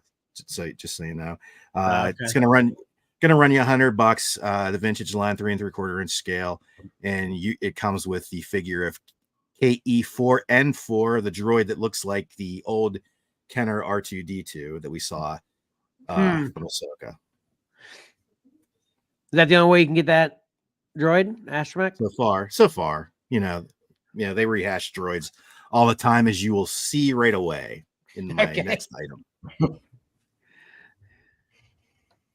Which happens to be another vintage offering. This is the Escape from Order 66 4-pack. And this is an Amazon exclusive, and it's going to be $65 for Ahsoka and the 3 droids, and they come individually carded. There they are, and sort of like they're hashing things out about Order 66, I suppose. I love that. That's awesome. That is awesome. And like they've been doing, for the collectors, so they don't want to just throw them in a box. They are all individually carded. So there's Ahsoka. CH33P Cheapy. cheap. R7A7. I'm reading correctly. And RGGT. Oh man, yeah, those are cool. I'm so conflicted with these in the boxes when they're bundled in boxes. Right. Because I've actually only bought and opened one of those so far. And it was rough for me twice. Because first of all, you got to get over that hump. You're like, yeah, okay, am I going to open this to display it, or I don't want to keep it in the box? It's a thing, right? Pat, you can relate to that, right? Yeah. Yep. And then when you pull the trigger, you're like, okay, bam, I'm opening it. This is coming out. And then I open it, and then it's in a box again. I'm like, oh man, now I got to get over this hump again. You know what I'm saying? Yes. Yeah. Oh, so I'm making the call right now. In my opinion, just have them like old school, where you don't have to open another box inside a box. So if you're bundling them, just have them, like they used to, where they had little wire thingies and they were all just inside the box. You opened the box, they were out. So anyway. Yep. These are very cool though, and I remember this moment too. So this is cool. Yeah. Yep. Right from the Clone Wars. Yep. Yep. And finally, to finish things off this week, I have an offering, a more pricey item from Sideshow Collectibles, our old friends that like to drain our wallets. And this is the Spider-Man in the Sinister Six statue. This is going to run you $740. This is a premium format scaled statue. There's things I like about this and things I don't. We'll run through them here. It's overall almost 21 inches tall. And we'll do some individual shots here so you can kind of see what's going on. Go around Spider-Man. And then the thing that kind of made me highlight it, because I just thought it was well done, is the Sinister Six in the background. Whether they're one of Mysterio's illusions, I guess maybe that's how they're playing it, because they're sort of like, misty wispy, or whatever. Yeah. But I think that the individual characters are pretty cool here. Yeah. Yeah, I mean, that could be a statue alone, Yeah. So I like the execution of the Sinister Six. I like Spider-Man, all except for his eyes. That's one thing. Yeah, it stands out right away. Yeah, I don't think I dislike it though. Same here. It's not horrible, but I wish, and I've seen other people mention it too, I wish it came with a more classic swap out head. You know, Yeah. that's a simple solution right there. Yeah. I mean, the rest of his body is more the classic look. Yeah. And eyes are more the exaggerated McFarlane look. And so they kind of don't go together almost. Yeah. It's That's still definitely great. cool. That's for sure. Yeah. They're still not getting my $700 over. Nor mine, but I thought it was cool enough to highlight this week. But that's it. That's it for this week. Hold on a second. I got one other thing I want to say about this real quick. Sure. So I think actually this would be a little better with some color too. Yeah, I can see that. You know, that could work. It looks like, does it go from it? Well, you mean more distinct colors, but it's kind of got that purple to greenish tan, or I guess. Yeah, I'm talking about the Sinister Six in general. Like, why not have them have some colors? They could be like, flat colors or whatever, like real this muted. is, this is someone that has $700 that can appreciate these kind of things, that is also an artist. They could really hook this up, Yeah, as a matter of fact, you kind of see it. I think it's done with paint effects there, but Mysteria's bubble. Mm-hmm. Yeah. If they almost maybe cast this in clear resin and then did color internal highlights of the correct colors for the characters, that might have worked. Yeah. Yeah, that's what I'm saying. Just something. It just seems a little. That just seems a little. The stark difference just seems a little bit much for me with the coloring. So I don't know. Yeah. But cool, man. I love how you wrap it up with our biggest wallet train. Sorry, Mike. What'd you say? I would definitely put it on my shelf. I do love it. Yeah. All right, awesome. You want to take that back and give me my controls back? Yep. Because I have to end it because you do such a great job, and I'm filling in for Karen this week. Got to end it with this because it was awesome.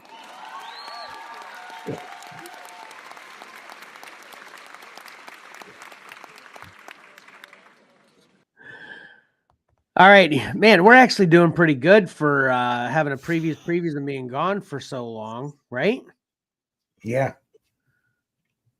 So you ready to wrap it up? Yeah, we got one more segment. Oh crap, we do. Man, yeah. Man, I almost forgot myself. I wanted to actually. I've been forgetting the entire show because I wanted to do it at the beginning. Crap. Oh, yeah, I figured at the end we could kind of wrap things up with this. Okay. You don't want me to do an intro for it, right? You just want me to put up a new banner. Okay.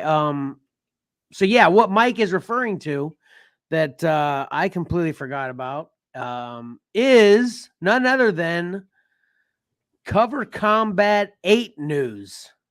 Right, Mike? I sure hope that's what we're all talking about, right? That is good. it. We were all on the same page. Finally.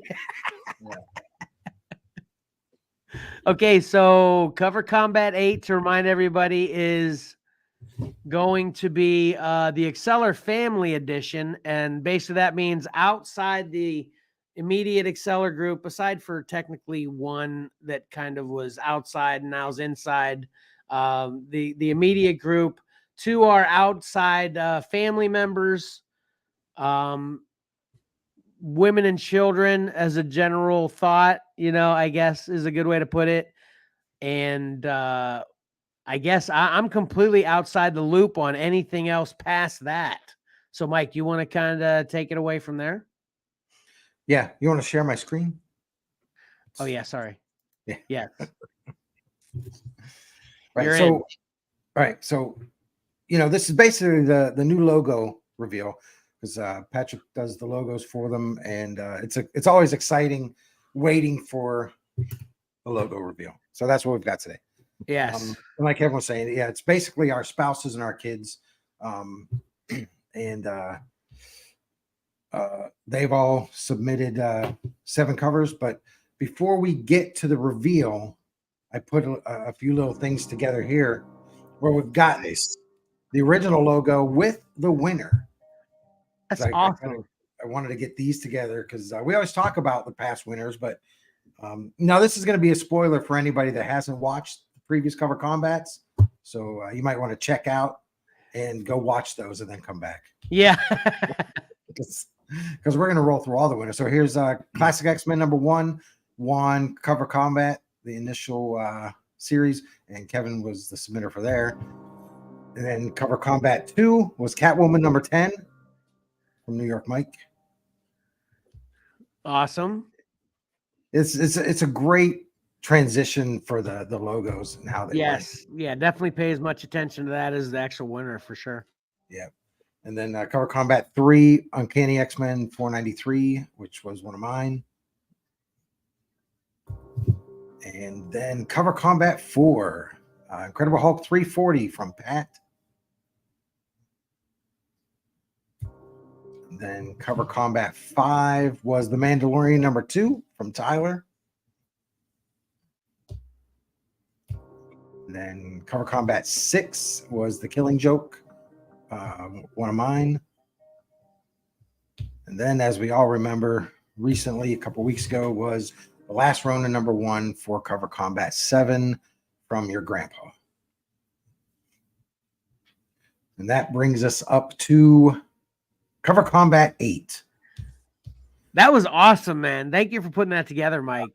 I Yep. knew nothing about that. That was very cool. Yes.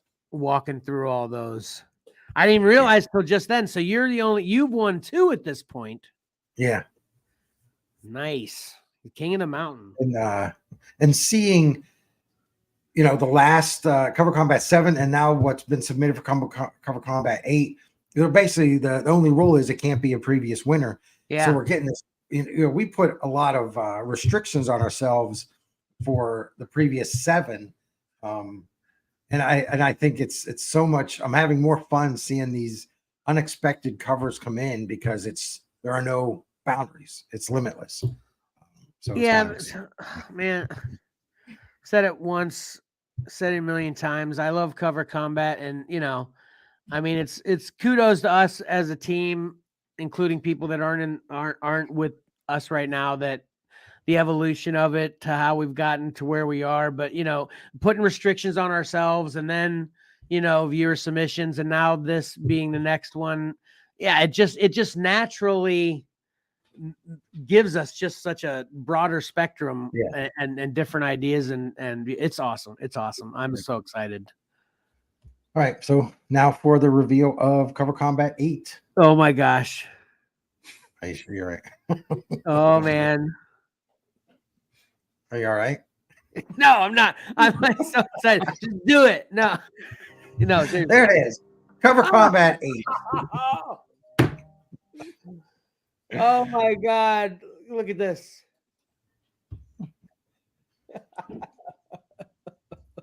Oh, great. Now I added the little stuff at the bottom, but that's just for this this graphic it's like explosions going up into but there it is. And Emily got it. I showed Emily because I'm like, I've got to show this to somebody. Yeah, I can only imagine having this info if I were you, wanted to share it. Yeah. Patrick. I usually just share it with Mark, but yeah, she got it. Bravo again. Bravo again. Thank you. None other than for the podcast listeners. I mean, this is the part when the podcast is like, what is it? What is it? Yeah, it's a Family Feud. Assuming I'm getting it right? Family Feud reference, which of course, again, with the theme of Cover Combat 8 being the Exceller Family Edition, couldn't be more perfect. Pat, when did you come up with this? Because every time we talk about you coming up with the next logo, you're all like, but then you land it every time. How did this evolve in your head? Do you have anything to say about that? Where you can kind of walk us through that at all? Yeah, it came to me pretty quick. As soon as it was family, it clicked in. I can't remember if it was the first time we talked about it being just family only, but I was like, oh man, I got to do Family Feud. And then, like I was telling Mike, I initially what I wanted to do was like the classic 70s, sort of like that checkerboard, sort of needlepoint tapestry, like Old West type graphics they used back in this late 70s or whatever. Yeah.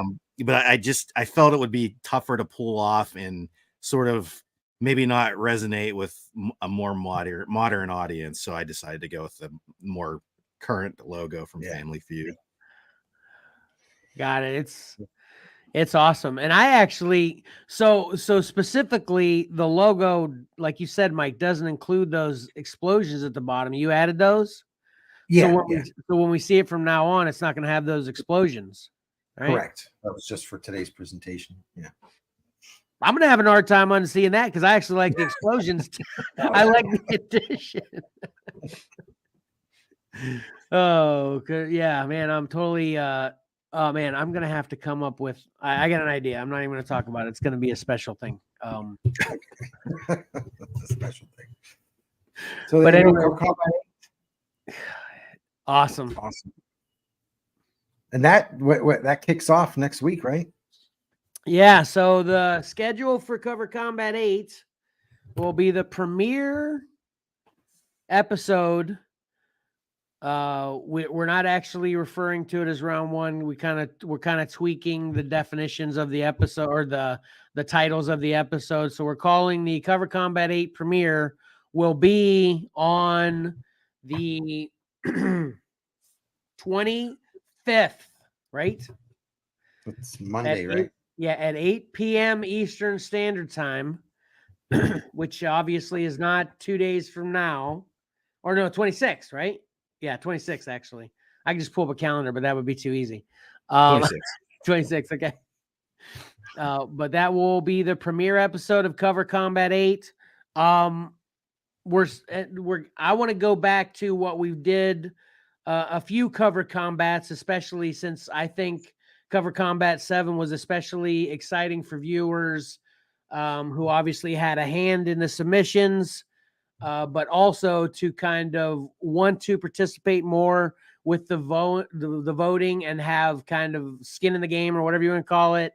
So I'm going to actually get back to what we did a couple times before, where we're going to allow people to predict the winner, and then we'll have a prize for that and stuff too, to make it more interesting that way as well. And our extended family, whoever ends up winning Cover Combat 8, will also there'll be something in it for them in general too. So it should be for a great time. I cannot wait. I feel bad for you sometimes in this, Mike, because you've seen them all. But I didn't even plan on not seeing any. I thought I would be kind of like with viewer submissions where I'd see a couple and then I'd transfer them to Mike. But then since Mike is Uncle Mikey, I just, everybody's just dealing with Mike direct. I haven't seen one, even my own wife's one of the participating. I haven't seen. Where are you on that, Pat? Have you seen some of them already? Yeah, I think I maybe mentioned this before, but Valor initially had his covers. He was going through his covers and he was like showing them to me. But he wasn't final yet. He hadn't made up his final mind. Okay. I was like, wait a minute. I don't want to see these. When you go through this again, I don't want to see what you're picking out. Just right. So I said, I'll give you Mike's email address and you send them sight unseen from me. So yeah, he did a great job. They're great submissions. Fantastic. And not to call anybody out right now, but do you have all of them, or are you still missing one, or where are you at on them? I'm still missing a few. No, I don't mean one cover. I mean one participant. Are you missing one or two participants still? Two. They're supposed to have them both you today, right? Today's the sometimes today. Yeah, sometimes. We got a week, so we're still, but we need to get them in there today because we know you've got a lot of hard work to do with that, Mike. So yeah. Anyway, because each one of those is gonna be about 20 minutes to a half an hour of getting their submissions organized in the spreadsheet, in the file on the computer, and then once I have all that, then I have to randomize the order, and then I have to randomize each submitter's cover to go for that specific thing. So yeah, it's a fun process. Yeah, I can't wait to be along for the ride again. I think the biggest thing is finding the darn covers, a good version of the cover. I feel like that's the hardest part. It's really hard. And there was one someone submitted. I was like, man, that is beautiful. I don't know what book that is. I had no, because there was nothing. So I'm like, hey, image search. Yeah, the It's like, Google what Lens. is- Yeah, yeah. So we got all sorted out. It's awesome. Okay, cool. Okay. I cannot wait to be along for this ride again. You can take that down if you wanted to.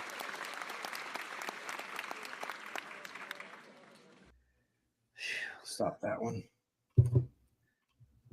Seriously, amazing work, Pat. Amazing work. Okay. So now we ready to wrap it up. I actually wanted to lead with that. I completely forgot it for the entire show. Sorry about that. But we ready to wrap it up now then? Yep. All right.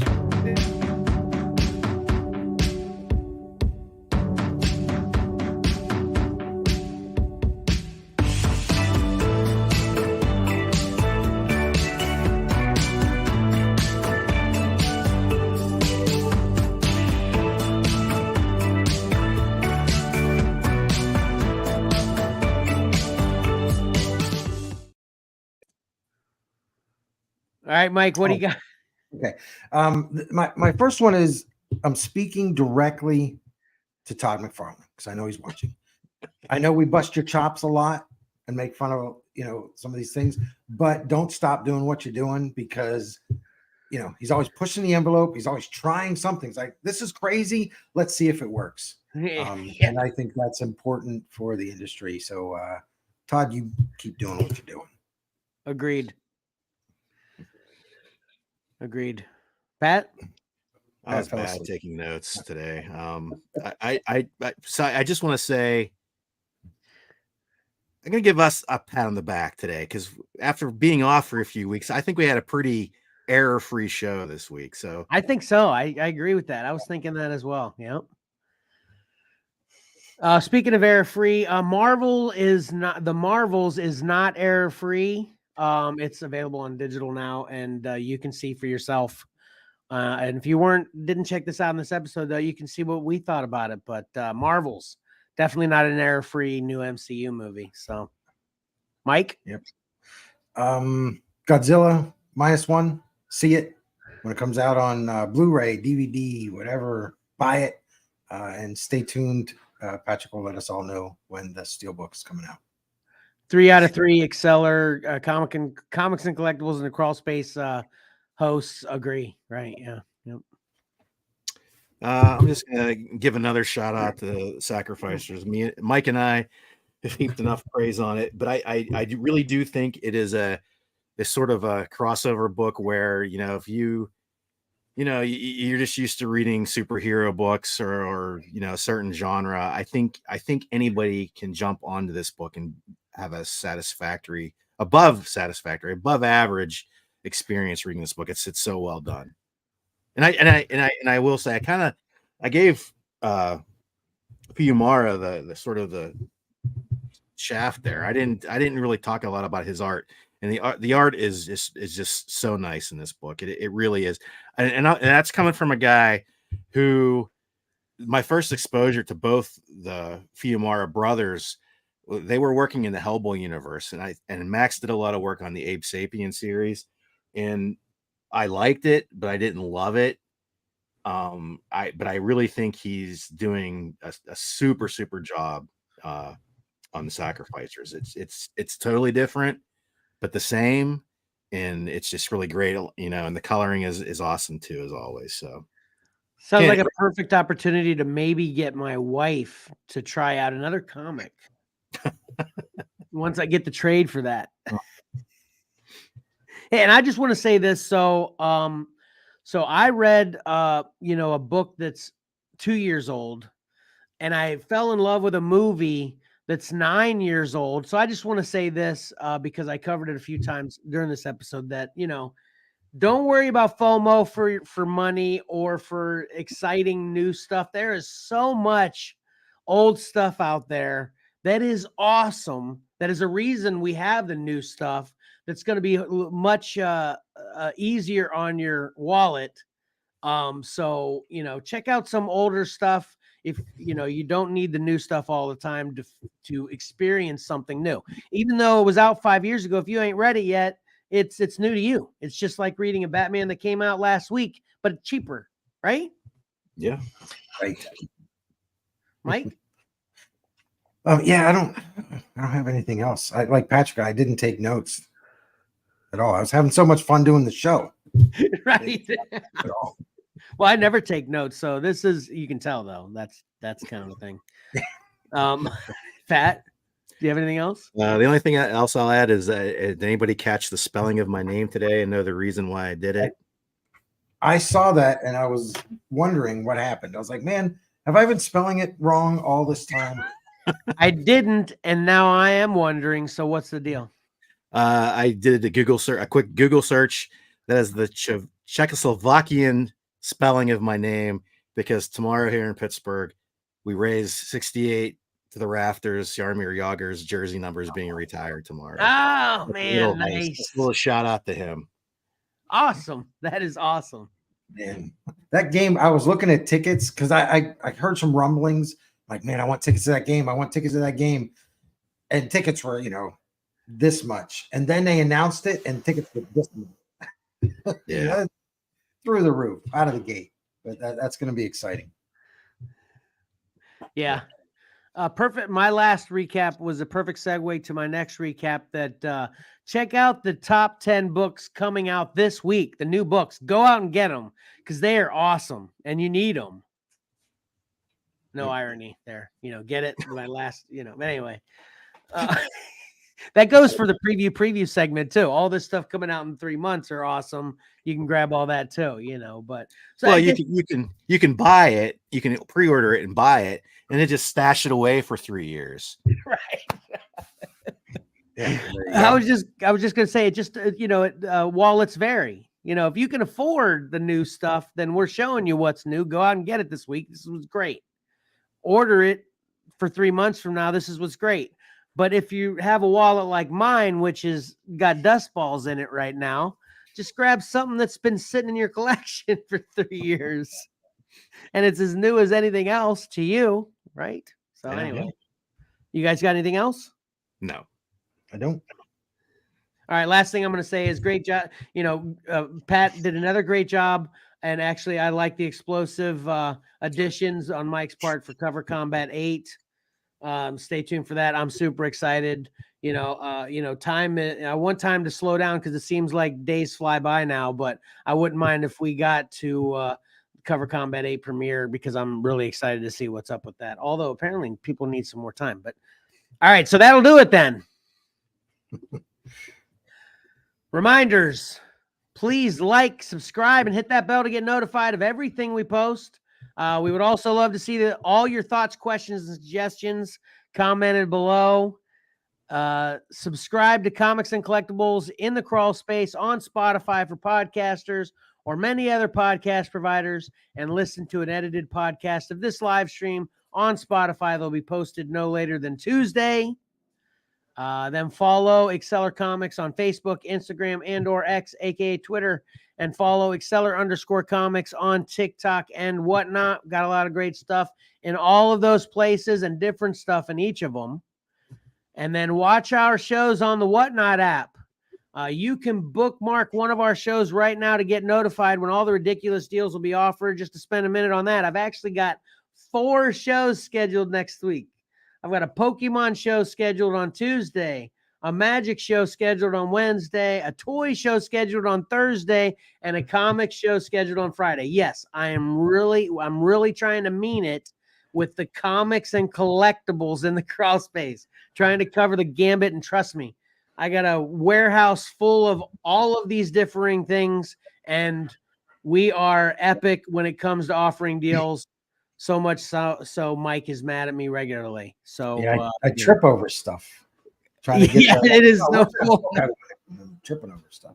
It is so full right now. There's no room to work. I try to keep it clean though. Wait till the next time you get there, Mike. It's cleaned up. It's cleaned up. Yeah. But anyway, I had to bring Mark in one day. I was packing something up and he came in and he's just like in a daze. It's a lot of cool stuff. I was thinking about that. If Mike brings Mark in here, if I were that kid, I'd have a field day with wanting to play with everything in here. You know, so. I'm trying to get him to come down Friday. Okay, that'd be cool. With the Whatnot show. But I've got some new games on the Whatnot shows. It's a lot of fun. We had a lot of fun last night. A lot of comments and game activity, all good stuff. Check us out, follow us on Whatnot, and bookmark those shows. We'd really appreciate it. Then check out what we have to offer on eBay at Exceller_comics and in our shop at excellercomics.com. You can find the shop tab at the top of the homepage.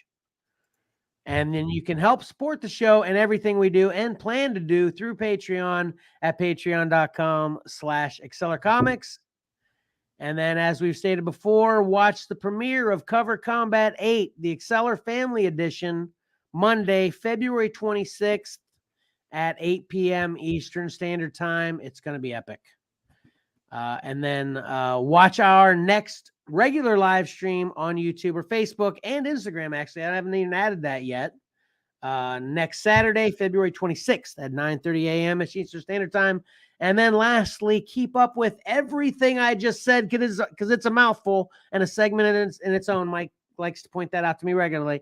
You can keep up with everything Exceller has planned with the newly added Karen's Calendar feature that is also located at the top of our homepage at excellercomics.com. Now I'll breathe. That's it. Mike, wake up. Wake up.